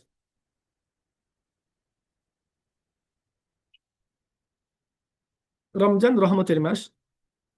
عن أبي هريرة رضي الله عنه يقول قال رسول الله صلى الله عليه وسلم إذا دخل شهر رمضان فتحت أبواب السماء وغلقت أبواب جهنم وسلسلة الشياطين। হযরত আবু হুরায়রা রাদিয়াল্লাহু তাআলা আনহু থেকে বর্ণিত, তিনি বলেন, রাসূল সাল্লাল্লাহু আলাইহি ওয়াসাল্লাম ইরশাদ করেছেন, রমজান মাস আসলে আকাশের দরজাসমূহ খুলে দেওয়া হয়, জাহান্নামের দরজাসমূহ বন্ধ করে দেওয়া হয় এবং শয়তানদের শৃঙ্খলাবদ্ধ করে রাখা হয়। তো এই হাদিস থেকে আমরা রমজান মাসের ফজিলত, মর্যাদা, গুরুত্ব বুঝতে পারি। রাসূল সাল্লাল্লাহু আলাইহি ওয়াসাল্লাম বলেছেন, রমজান মাস আসলে আসমানের দরজাসমূহ খুলে দেওয়া হয়। অন্য হাদিসে রয়েছে আবওয়াবুল জান্নাহ, অর্থাৎ জান্নাতের দরজাসমূহ খুলে দেওয়া হয় এবং জাহান্নামের দরজা বন্ধ করে দেওয়া হয়, এই শয়তানদের শৃঙ্খলাবদ্ধ করা। তাহলে জান্নাতের দরজা বা আসমানের দরজা খুলে দেওয়া দ্বারা উদ্দেশ্য হচ্ছে মানুষকে আমলের প্রতি মানে ইবাদতের জন্য উদ্বুদ্ধ করা। আর জাহান্নামের দরজা বন্ধ করে দেওয়া, এটা থেকে আল্লাহর উদ্দেশ্য হচ্ছে মানুষ যেন পাপ কর্ম থেকে এই মাসে দূরে থাকে। আর শয়তানকে যে শৃঙ্খলাবদ্ধ করে রাখা হয়, এটা থেকে উদ্দেশ্য হলো যারা মারাদাতুশ শায়াতিন, ডাকাত পর্যায়ের শয়তান বা লিডার পর্যায়ের শয়তান, এদেরকে কি করা? বন্দি করা। হ্যাঁ, যারা চোরাকাটা শয়তান তাদেরকে কি করা হয় না, বন্দি করা হয় না। এটি একটি মত আর কি। তো এই জন্য আমরা দেখতে পাই রমজান মাসে আল্লাহর নাফরমানি অন্য মাসের তুলনায় অনেক কম হয়, অনেক কম হয়। তো অনেকে বলেন, এই যারা রমজান মাসে রোজা শর্ত পরিপূর্ণ মেনে এবং পরিপূর্ণ আদব এহতারাম রক্ষা করে রাখবে, রোজার হক আদায় করে রাখবে, তাদের ক্ষেত্রে এই হাদিস প্রযোজ্য। তাদের শয়তানগুলিকে আল্লাহ তাআলা শৃঙ্খলাবদ্ধ করে রাখে। আর যারা রোজা রাখবে না অথবা রোজা রাখে কিন্তু রোজার এহতারাম করে না, হক আদায় করে না, তাহলে তারা কিন্তু, তাদের শয়তানকে আলাদা করে রাখা হয় না, তারা অন্য মাসের মতোই তারা বিভিন্ন নাফরমানি করতে থাকে। এ, এটা আর কি। অথবা সমস্ত শয়তানকেই বন্দি করে রাখা হয়, তবে 11 মাস পর্যন্ত যে শয়তান মানুষের অন্তরে যে প্রভাব ফেলেছে, আসর করেছে, ওটার কিছু আসর বাকি থাকে। কারণ 11 মাস যেহেতু শয়তানের ওয়াসওয়াসা ছিল, তাহলে 1 মাস এটা একটু, আসরটা একটু কি থাকে, বাকি থাকে। ওই একটু আসরের কারণেই মানুষ রমজান মাসেও বিভিন্ন পাপ কর্মে লিপ্ত হয়। তবে আমরা দেখতে পাই, যেটা বাস্তবতা, রমজান মাসে কিন্তু আল্লাহর নাফরমানি অন্য মাসের তুলনায় অনেক কমেছে। মানুষ ইবাদত বন্দেগী বেশি করেন। যে ব্যক্তি অন্য মাসে অনেক নাফরমানি করতো, রমজান মাসে দেখা যায় সেও একটু কম করে। যে নামাজ পড়তো না সেও দেখা যায় 1 ওয়াক্ত 2 ওয়াক্ত নামাজ পড়ে। যে জুমা জুমা পড়তো না সে রমজান মাসে হলো জুমার নামাজ পড়ে। হ্যাঁ, যে বা অন্য মাসে মদ বা নেশা করতো বেশি, রমজান মাসে একটু কম করে। এটা এটা হলো রমজানের একটা বরকত। তো এটা হলো রমজানের একটা বিশেষ ফজিলত। তো এখানে আমি একটি বিষয়ে সতর্ক করব, সেটি হচ্ছে রমজানের ফজিলত প্রসঙ্গে বা রমজান রহমতের মাস, বরকতের মাস, এই প্রসঙ্গে একটি হাদিস আমাদের কাছে প্রসিদ্ধ, যেটা আমরা মসজিদে পড়ি, শুনি, ওয়াজে, তালিমে। সেটি হচ্ছে হযরত সালমান ফারসি রাদিয়াল্লাহু তাআলা আনহু থেকে বর্ণিত। তিনি বলেন, শাবান মাসের শেষ তারিখ রাসূল সাল্লাল্লাহু আলাইহি ওয়াসাল্লাম সাহাবীদেরকে খুতবা দিলেন। খুতবায় বললেন যে, পবিত্র একটি মাস তোমাদের সামনে উপস্থিত হলো। এ লম্বা হাদিস। সেখানে একটি রাত, এমন একটি রাত রয়েছে যেটি হাজার রাতের চেয়ে উত্তম, লাইলাতুল কদর। এবং এই হাদিসের এক অংশে রয়েছে যে এই মাসে একটি নফল ইবাদত ফরজের সমান, একটি ফরজ 70টি ফরজের সমান। এবং আরো রয়েছে এই হাদিসে, শাহরুল আউয়ালুহু রহমা, এমন একটি মাস যে মাসের শুরুটা হলো রহমত, এবং মাঝের 10 দিন হচ্ছে এই মাগফিরাত, এবং শেষের 10 দিন হচ্ছে ইতকুহু মিনান নার, মুক্তি বা নাজাতের মাস। এইভাবে আমরা রমজানকে ভাগ করি, রহমতের 10 দিন, মাগফিরাতের 10 দিন, নাজাতের 10 দিন। যে এই যে একটি হাদিস, এটি অনেক একটু লম্বা হাদিস। তো এই হাদিসটা আমি এখানে উল্লেখ করি নাই। তো এই হাদিস মূলত দঈফ, এই হাদিসটি সহিহ না, দঈফ। অনেকে বলেন দঈফ জিদ্দান, অত্যন্ত দুর্বল। তবে এই হাদিসের উল্লেখিত অনেক বিষয়, যেমন লাইলাতুল কদরের ফজিলত সহি সহি। তবে এটি যেহেতু দঈফ, এই জন্য আমরা নিশ্চিতভাবে কেউ বলতে পারবেন না রাসূল সাল্লাল্লাহু আলাইহি ওয়াসাল্লাম বলেছেন। হ্যাঁ, রাসূল ইসলাম বলার সম্ভাবনা আছে, না বলার সম্ভাবনাও আছে। তবে এই হাদিসে বর্ণিত অনেকগুলো ফজিলত অন্যান্য হাদিস দ্বারা প্রমাণিত। তবে নফল ফরজের সমান, একটি ফরজ 70টি ফরজের সমান, এটা আমরা নিশ্চিতভাবে বলা যায় না। তবে হ্যাঁ, রমজান মাসে ইবাদতের সওয়াব কিন্তু অন্য মাসের তুলনায় অনেক বেশি, দ্বিগুণ সওয়াব, অন্যান্য মাসের তুলনায় অনেক বেশি সওয়াব দেওয়া হয়। এটা আমরা এর পরের হাদিস থেকেও জানবো। তবে আমি শুধু সতর্ক করার বিষয়টি স্পষ্ট করার জন্য, এই হাদিসটি হলো দঈফ। তবে দঈফ হাদিসের উপর আমল করা যায় ফজিলতের ক্ষেত্রে বিভিন্ন শর্ত সাপেক্ষে। এটা আবার জাল হাদিস না। আমরা বেশি থেকে বেশি এটাকে দঈফ বলতে পারি, বা দঈফ জিদ্দ, অত্যন্ত দুর্বল, এটা রুগী বলা যায়। তবে এটা বর্ণনা করা যায়, সমস্যা নেই। তবে বর্ণনা করার ক্ষেত্রে আমরা রাসূল সাল্লাল্লাহু আলাইহি ওয়াসাল্লাম এটা বলেছেন এটা বিশ্বাস করবো না। হ্যাঁ, রাসূল ইসলাম বলার সম্ভাবনা আছে, না বলারও সম্ভাবনা আছে। মানে না বলার সম্ভাবনাটা একটু বেশি, না বলার সম্ভাবনার দিকটা একটু বেশি, এটাকে বলা হয় দঈফ। দঈফের বিধানটা হচ্ছে সেরকম। তবে রমজান মাসে রহমতের মাস, বরকতের মাস, মাগফিরাতের মাস, এবং এই মাসে ইবাদতের সব বাড়িয়ে দেওয়া হয়, এগুলো প্রমাণিত। এগুলো কি প্রমাণিত? এরপরে হাদিস, সর্বশেষ হাদিস, রমজান মাসের উমরা হজের সমতুল্য। এখানে আমি শুধু অনুবাদটি করি। হযরত ইবনে আব্বাস রাদিয়াল্লাহু আনহুমা থেকে বর্ণিত, তিনি বলেন, রাসূল সাল্লাল্লাহু আলাইহি ওয়াসাল্লাম এক আনসারী মহিলাকে বললেন, বর্ণনাকারী বলেন ইবনে আব্বাস তার নাম উল্লেখ করেছিলেন কিন্তু আমি ভুলে গিয়েছি, আমাদের সাথে হজে যেতে তোমাকে কোন কাজ বাধা দিয়েছে? মহিলাটি বলল, আমাদের পানি বহনকারী মাত্র 2টি উট ছিল। আমার ছেলেও তার পিতা একটিতে করে হজে যান এবং অপরটি পানি বহনের উদ্দেশ্যে আমাদের জন্য রেখে যান। রাসূল সাল্লাল্লাহু আলাইহি ওয়াসাল্লাম বললেন, যখন রমজান আসবে তখন উমরা করবে, কারণ এ মাসের উমরা হজের সমতুল্য। তো দেখেন, এই হাদিস দিয়ে আমরা আজকে খুবই গুরুত্বপূর্ণ একটি হাদিস। রাসূল সাল্লাল্লাহু আলাইহি ওয়াসাল্লাম 10ম হিজরিতে হজ করতে যান। রাসূল সাল্লাল্লাহু আলাইহি ওয়াসাল্লামের সাথে অনেক সাহাবী, পুরুষ মহিলা হজে যান। কিন্তু মদিনার এক মহিলা সাহাবী, তার নাম হচ্ছে উম্মে সেনান আল আনসারিয়া। এই হাদিসে নাম আসে নাই। তবে অন্য হাদিসে, সহিহ বুখারীর 1863 নম্বর হাদিসে নামটি আসছে, উম্মে সেনান রাদিয়াল্লাহু আনহা। তিনি হজে যেতে পারেননি রাসূল সাল্লাল্লাহু আলাইহি ওয়াসাল্লামের সাথে। হজ থেকে ফিরে এসে রাসূল সাল্লাল্লাহু আলাইহি ওয়াসাল্লাম ওই মহিলাকে জিজ্ঞাসা করলেন যে, নবীজির মানুষের সাথে সম্পর্ক, মানুষের খোঁজখবর নেওয়া, নিজের সাথী সঙ্গীদের খোঁজখবর নেওয়া, খবর নিলেন। জিজ্ঞাসা করলেন, তুমি আমাদের সাথে হজে যাও না কেন? তিনি বললেন, ইয়া রাসূলুল্লাহ, আমাদের 2টি উট ছিল, একটিতে করে আমার ছেলে এবং আমার স্বামী হজে যান, তো আরেকটি আমাদের জন্য পানি নিয়ে আসার জন্য, ঘরের কাজকর্মের জন্য রেখেছেন। তো এই জন্য আমি যেতে পারিনি, যাওয়ার সামর্থ্য আমার ছিল না। তখন রাসূল সাল্লাল্লাহু আলাইহি সাল্লাম তাকে বললেন, তুমি আগামী রমজান আসলে উমরা করবে। কারণ রমজানের মাসের উমরা হজের সমতুল্য। অন্য হাদিসে আছে, হজ্জাতুন মাই, অর্থাৎ আমার সাথে হজের সমতুল্য। অর্থাৎ তুমি রমজান মাস আসলে, যেহেতু তুমি আমার সাথে হজ করতে পারো নাই, তাহলে রমজান মাস আসলে উমরা করিও। ওই উমরার সব আল্লাহ তাআলা হজের সমতুল্য সব আল্লাহ তাআলা দান করবেন। তাহলে রমজান মাসে যে আমলের সব দ্বিগুণ হয়, এটা আমরা এই হাদিস থেকে বুঝতে পারি। এবং এটাও জানতে পারি রমজান মাসে উমরা হজের সমতুল্য সব। অন্য হাদিসে রয়েছে রাসূল সাল্লাল্লাহু আলাইহি ওয়াসাল্লামের মতো সাথে হজ করার সব সমতুল্য। এই জন্য আমরা যাদের সামর্থ্য রয়েছে রমজান মাসে যদি চেষ্টা করব উমরা করা, যাদের সামর্থ্য আছে। যাদের সামর্থ্য নেই তারা দোয়া করবো আল্লাহ তাআলা যেন আমাদেরকে রমজান মাসে একটি উমরা করার তৌফিক দান করেন, এটা দোয়া করবো। তবে এখানে আরেকটি গুরুত্বপূর্ণ বিষয়, রাসূল সাল্লাল্লাহু আলাইহি ওয়াসাল্লাম যত উমরা করেছেন সবগুলো কোনোটি রমজান মাসে ছিল না। রাসূল সাল্লাল্লাহু আলাইহি ওয়াসাল্লামের সমস্ত উমরা ছিল এই আপনার শাওয়াল মাসে, রমজান মাসে ছিল না।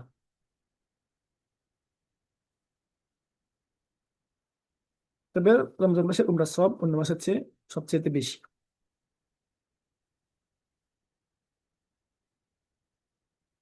তো এতটুকু আজকে আমরা পড়লাম ইনশাল্লাহ, 10টি হাদিস পড়লাম। আগামী দার্সে বাকি 10টি হাদিস আমরা পড়বো ইনশাল্লাহ। আমরা রমজান শুরু হচ্ছে আর কি আমাদের হাদিসের মাধ্যমে। বাকি হাদিসগুলো শেষ পর্যন্ত সবাই থাকবেন। সবার প্রতি অনুরোধ থাকবে আপনারা সবাই শেষ পর্যন্ত দাসগুলো করবেন ইনশাল্লাহ। এবং অন্যের প্রতিও দাওয়াত মেসেজ পাঠাবেন, তাদেরকেও আমাদের সাথে যুক্ত করার চেষ্টা করবেন যেন ফায়দাটা ব্যাপক হয়, সবার কাছে আমরা ফায়দা পৌঁছাতে পারি। আল্লাহ তাআলা আমাদেরকে কবুল করুন। তো এখন আপনাদের কোনো প্রশ্ন থাকলে প্রশ্নটা করতে পারেন। আচ্ছা, শেষে একটি বিষয় বলে দিই, আমরা আজকে 10টি হাদিস পড়লাম। এই সব হাদিস থেকে আমরা কি কি বিষয় জানলাম? অনেকগুলো বিষয় আমরা জানলাম, আমি সংক্ষেপে এখানে কয়েকটি বিষয় উল্লেখ করেছি যেন আপনারা বিষয়টি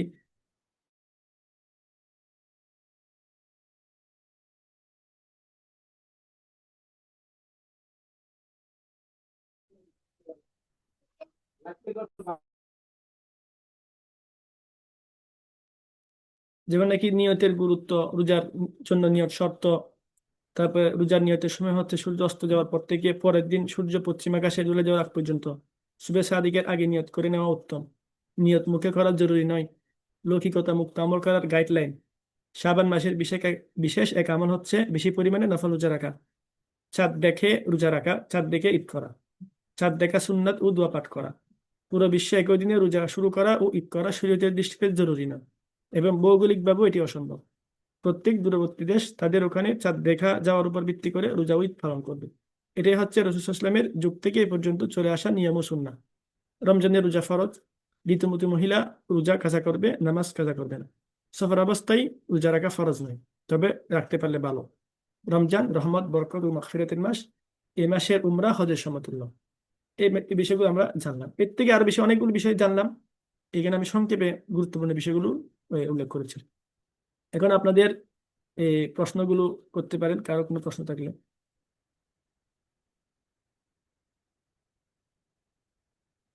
একবার প্রশ্ন করেছি কোর্স শেষে সার্টিফিকেট। হ্যাঁ জি, কোর্সে সার্টিফিকেট প্রদান করা হবে যারা আমাদের প্রত্যেকটি দার্সে উপস্থিত থাকবেন। যারা আমাদের কোর্সটি শুরু থেকে শেষ পর্যন্ত করবেন, বিশেষ করে 4টি দার্সে উপস্থিত থাকবেন, তাদেরকে সার্টিফিকেট দেওয়া হবে।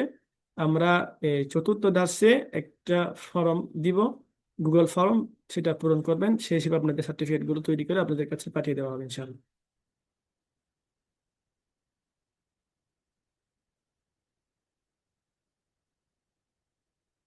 এটা উত্তর দিলাম, সার্টিফিকেটের বিষয়টি তো বললাম।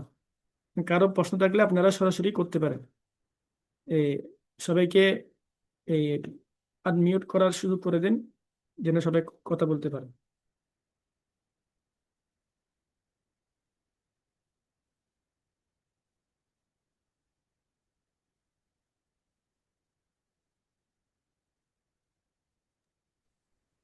সালামু আলাইকুম।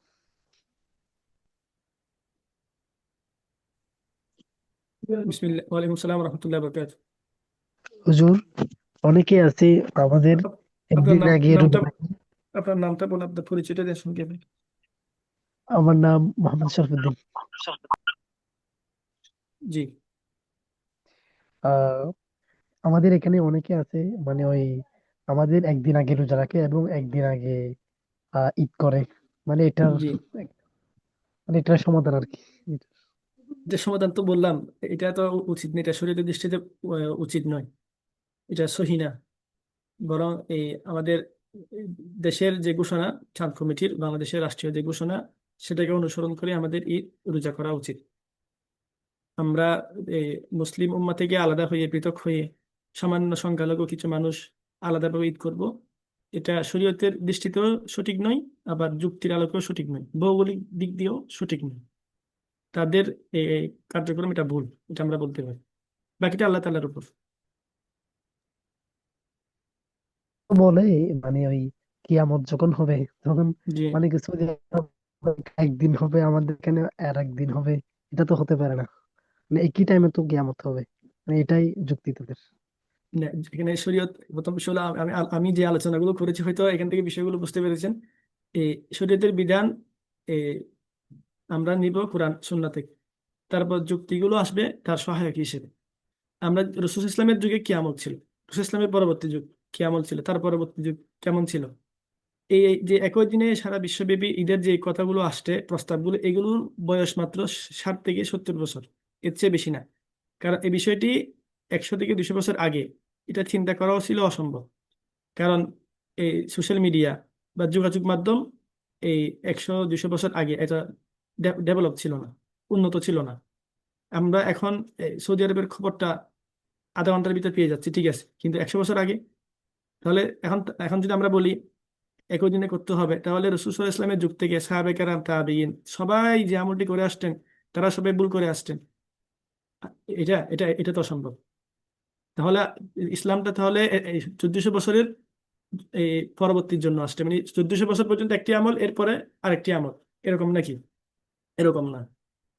তারপর আমি বলেছি ভৌগোলিকভাবে এটা অসম্ভব, কারণ সৌদি আরবে যখন চাঁদ দেখা যায়, তখন আপনার মেক্সিকো, আবার আমেরিকার বিভিন্ন দ্বীপ, আরো অনেক অঞ্চলে তখন দিনের 8টা, অনেক জায়গায় দিনের 4টা। তাহলে তারা ঈদ কখন করবে?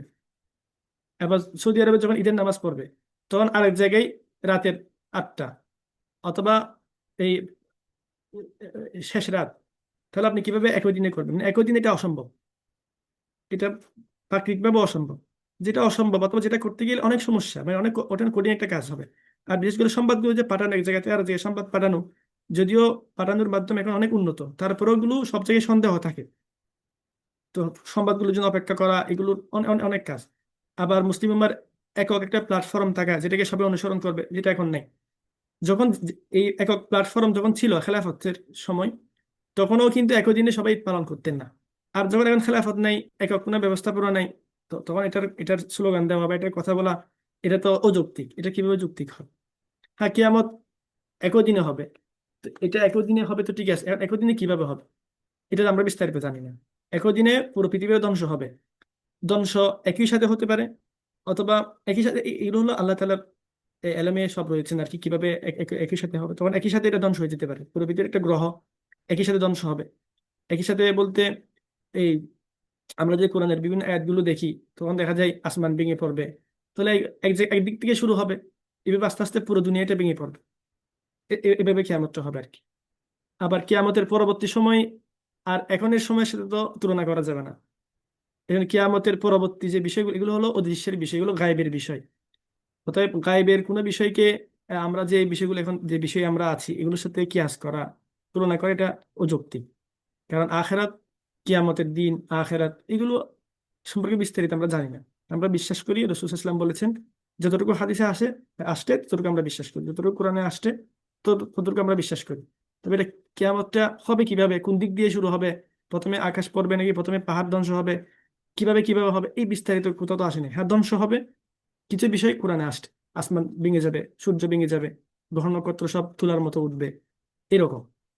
তো একই সময়ে হবে, এটা তো কেউ কি, আমরা নামাজও তো একই সময়ে পড়ি না, এরকম এটা সম্ভব না, এটা অসম্ভব, এটা অযৌক্তিক একটি দাবি। বিষয়টি আশা করি বুঝতে পেরেছেন। জি, বুঝতে পেরেছি। আচ্ছা, এখানে এ, এক বোন প্রশ্ন করেছেন হাদিসগুলো কিভাবে মুখস্থ করবেন। এই আমাদের এই ক্লাসটা এই রেকর্ড থাকবে, এগুলো আমাদের ইউটিউবে আপলোড করা হবে ইনশাল্লাহ, ওখানে আপনারা দ্বিতীয়বার দেখতে পারবেন। এবং কোর্স শেষে এই পিডিএফ ফাইলটি আপনাদেরকে দিয়ে দেওয়া হবে, যেন আপনারা এটা নিজেরাও পরবর্তীতে পড়তে পারেন এবং শিখতে পারেন। আপনাদের ঘরে যেন এই হাদিসগুলোর তালিম করতে পারেন, এবং মসজিদেও আপনারা এই হাদিসগুলোর তালিম করতে পারেন। যারা এলাকায় মসজিদ আছে, রমজান মাস কেন্দ্রিক, রমজান কেন্দ্রিক হাদিসগুলো আপনারা পড়লেন, যখন যে মৌসুমটা আসে ওই ওই কেন্দ্রিক হাদিসগুলো আপনারা পড়লেন। বিভিন্ন মসজিদে বিভিন্ন কিতাবের তালিম হয়। তো ওই তালিমের সময় আসরের পর ফজরের পর একটি বা দুটি হাদিস এখান থেকে পড়লে কোর্স শেষ হলেই এই পুরো পিডিএফ ফাইলটি আপনাদেরকে দিয়ে দেওয়া হবে ইনশাআল্লাহ।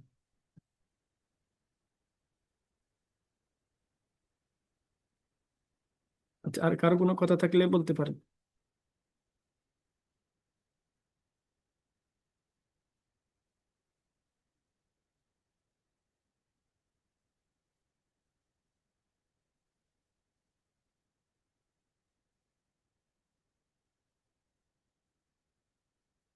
আসসালামু আলাইকুম হুজুর। ওয়ালাইকুম আসসালাম রহমতুল্লাহ বরকাত। যে মানে ক্লাসের বাইরে একটা কোশ্চেন ছিল আর কি, মানে আমাদের হচ্ছে যে যে মানে সমাজে যেটা আর কি মাঝে আপনি অনেক সময় দেখা যায় যে বিভিন্ন কনফিউশন কাজ করে। তো ওই একটা নির্দিষ্ট মাঝহব ফলো করা এটা কি জরুরি, নাকি অনেক সময় দেখা যায় যে আমরা অনেকে কিছু বুঝি না, আমরা এক একটা মানে জিনিস এক এক মাঝহবের ফলো করি। সো এই বিষয়টা সম্পর্কে যদি কিছু বলতেন। এটা ক্লাসের বাইরের প্রশ্ন, এটা অনেক এটা নিয়ে আসলে বিস্তারিত আলোচনা করা দরকার। সংক্ষেপে বলি, এই জি। এগুলো মানুষ ভেদে হুকুম ভিন্ন হয়। অর্থাৎ যারা সাধারণ মানুষ, যারা প্রাজ্ঞ আলেম না, গবেষক আলেম না, যাদের ইজতেহাদ পর্যায়ের যোগ্যতা যাদের নেই, তাদের যে কোনো একটি মাযহাবকে অনুসরণ করা দরকার। বিশেষ করে এই যার অঞ্চলে বা যার দেশে যে মাযহাবের অনুসারী বেশি, যে মাযহাব নিয়ে পড়াশোনা বেশি, যে মাযহাবের কিতাবাদি বেশি, এবং যে মাযহাব যে যেখানে চর্চা হয়, তাহলে ওই দেশে ওই অঞ্চলে তিনি সেই মাযহাবকে কি করবেন, অনুসরণ করবেন। এটা হলো সহজ হুকুম। কারণ এই যদি এটাকে নির্ধারণ না করে, তাহলে সমস্যাটা বেশি আর কি। যদি আমরা যদি ব্যাপকভাবে বলি আপনি যেটা মন চায় সেটা আমল করেন, তাহলে এতে এতে ফিতনা বেশি এবং সমস্যাটা বেশি হয়। এবং এটাই উলামায়ে কেরামের সিদ্ধান্ত, এবং এটার উপর উলামায়ে কেরামের ইজমা। বর্তমানে অনেক যুগ ধরেই এটার উপর আমল চলে আসছে। এটাই নিরাপদ। এই জন্য এই যে কোনো বিষয়ে যদি মাসালা জানতে হয়, আপনি যে মাযহাব অনুসরণ করবেন, ওই মাযহাবের যারা আলেম, মুফতি, প্রাজ্ঞ আলেম, তাদের কাছে মাসালা জিজ্ঞাসা করবেন। তাদের দেওয়া এই মাসালা ফতোয়া অনুযায়ী আপনি চলবেন। আর কোনো সময় কোনো মাসালায় যদি কখনো অন্য মাযহাব গ্রহণ করতে হয়, তাহলে এটা হলো মুফতিদের এবং আলেমদের, গবেষক আলেমদের কাজ। তারা গবেষণা করে মানুষের প্রয়োজনে, দেশের প্রয়োজনে বা মানুষের সহজাতে কখনো অন্য মাযহাবের বিষয়ে ফতোয়া দেন, অন্য মাযহাব অনুযায়ী ফতোয়া দেন। হ্যাঁ, এটা হলো তাদের কাজ। এটা আমি একজন সাধারণ মুসলিমের কাজ না। কারণ আমি তো ইসলামী মাসালা, আমি তো ইসলামী আইনবিদ না, বিশেষজ্ঞ না। আমি কোন মাযহাবে বিধান কি এবং তাদের দলিলগুলো কি, তো কোন মাযহাবের দলিলটা সঠিক, কোন মাযহাবের রায়টা সবচেয়ে বিশুদ্ধ, এবং এই কোনটা গ্রহণ করা বাঞ্ছনীয়, এগুলো তো আমি জানি না। অতএব যারা বিষয়গুলো জানেন, তারা এটা ফেসলা করবে। এই জন্য আমরা দেখতে পাই আমরা হানিফি মাযহাব হলেও অনেক সময় অনেক ক্ষেত্রে অন্য মাযহাবের মতকেই প্রাধান্য দিয়ে ফতোয়া দেওয়া হয়। তখন আমরা তাদের ফতোয়াটা অনুসরণ করবো। আমাদের কাজ হচ্ছে কি, আলেমদের অনুসরণ করা। কোন আলেম অনুসরণ করব? আমাদের দেশের আলেমদেরকে, কারণ আমি তো অন্য দেশে যেতে পারবো না। তাহলে আমাদের দেশের আলেম যে মাযহাবের অনুসরণ করে, আমি সেই মাযহাব অনুসরণ করবো। আমরা তো সরাসরি কেউ ইমাম আবু হানিফা রাহিমাহুল্লাহ অথবা হানিফি মাযহাবের যারা শুরুর আলেম, তাদেরকে তো কেউ দেখি না। তাদের উত্তরসূরিরা আমাদের আমাদের মাঝে রয়েছে। শুধু যারা শাফি মাযহাবের, তারা তো শাফি মাযহাবের প্রথম সারির আলেমদেরকে দেখেননি, বা তাদের কিতাবাদি তারা এই পড়ার যোগ্যতা নেই বা পড়েন না। যারা তাদের অনুসারী, তাদের কিতাব পড়েন, তাদের গবেষণা বিষয় নিয়ে গবেষণা করেন, তাদের কাছে তারা ফতোয়ার জন্য যায়, তাদের অনুসরণ করেন। তাদের সাধারণ মানুষের করণীয় হলো তারা তাদের দেশে আলেমদের কি করবে, অনুসরণ করবে। আর তাদের দেশে আলেমরা যে মাযহাব অনুযায়ী ফতোয়া দেন, এটা হলো আলেমদের দায়িত্ব। এটা হলো সংক্ষেপে বিষয়টা বলে দেবো। বিষয়টি বুঝতে পেরেছেন আশা করি। জি জি, ধন্যবাদ।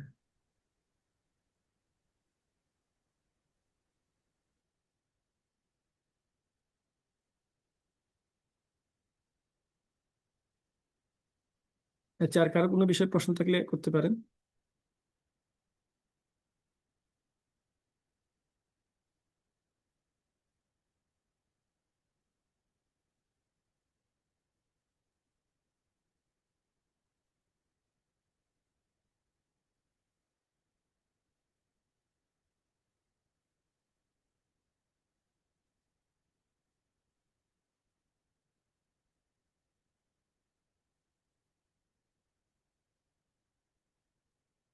একজন বোন প্রশ্ন করেছেন, এটা শেষের বিষয়টি স্পষ্ট হয় নাই।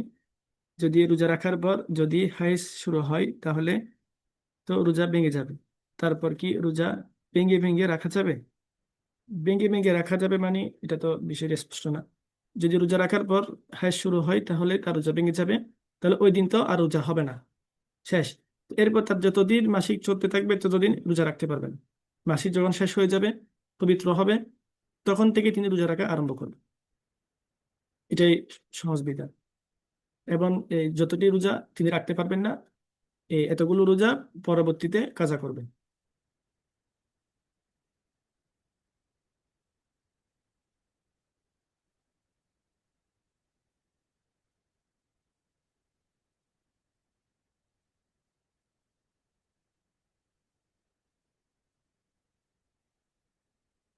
আর কারো প্রশ্ন থাকলে করেন, না হয় আমরা শেষ করতে পারি ইনশাল্লাহ কয়েক মিনিটের মধ্যে।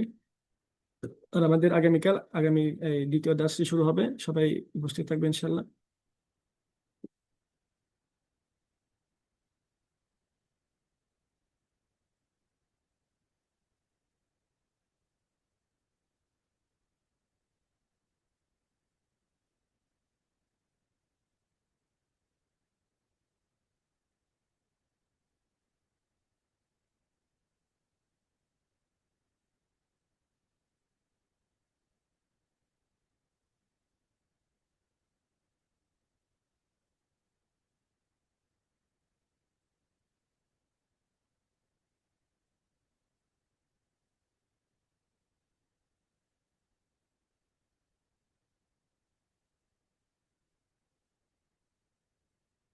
আচ্ছা, আমরা তাহলে আজকের মতো শেষ করি।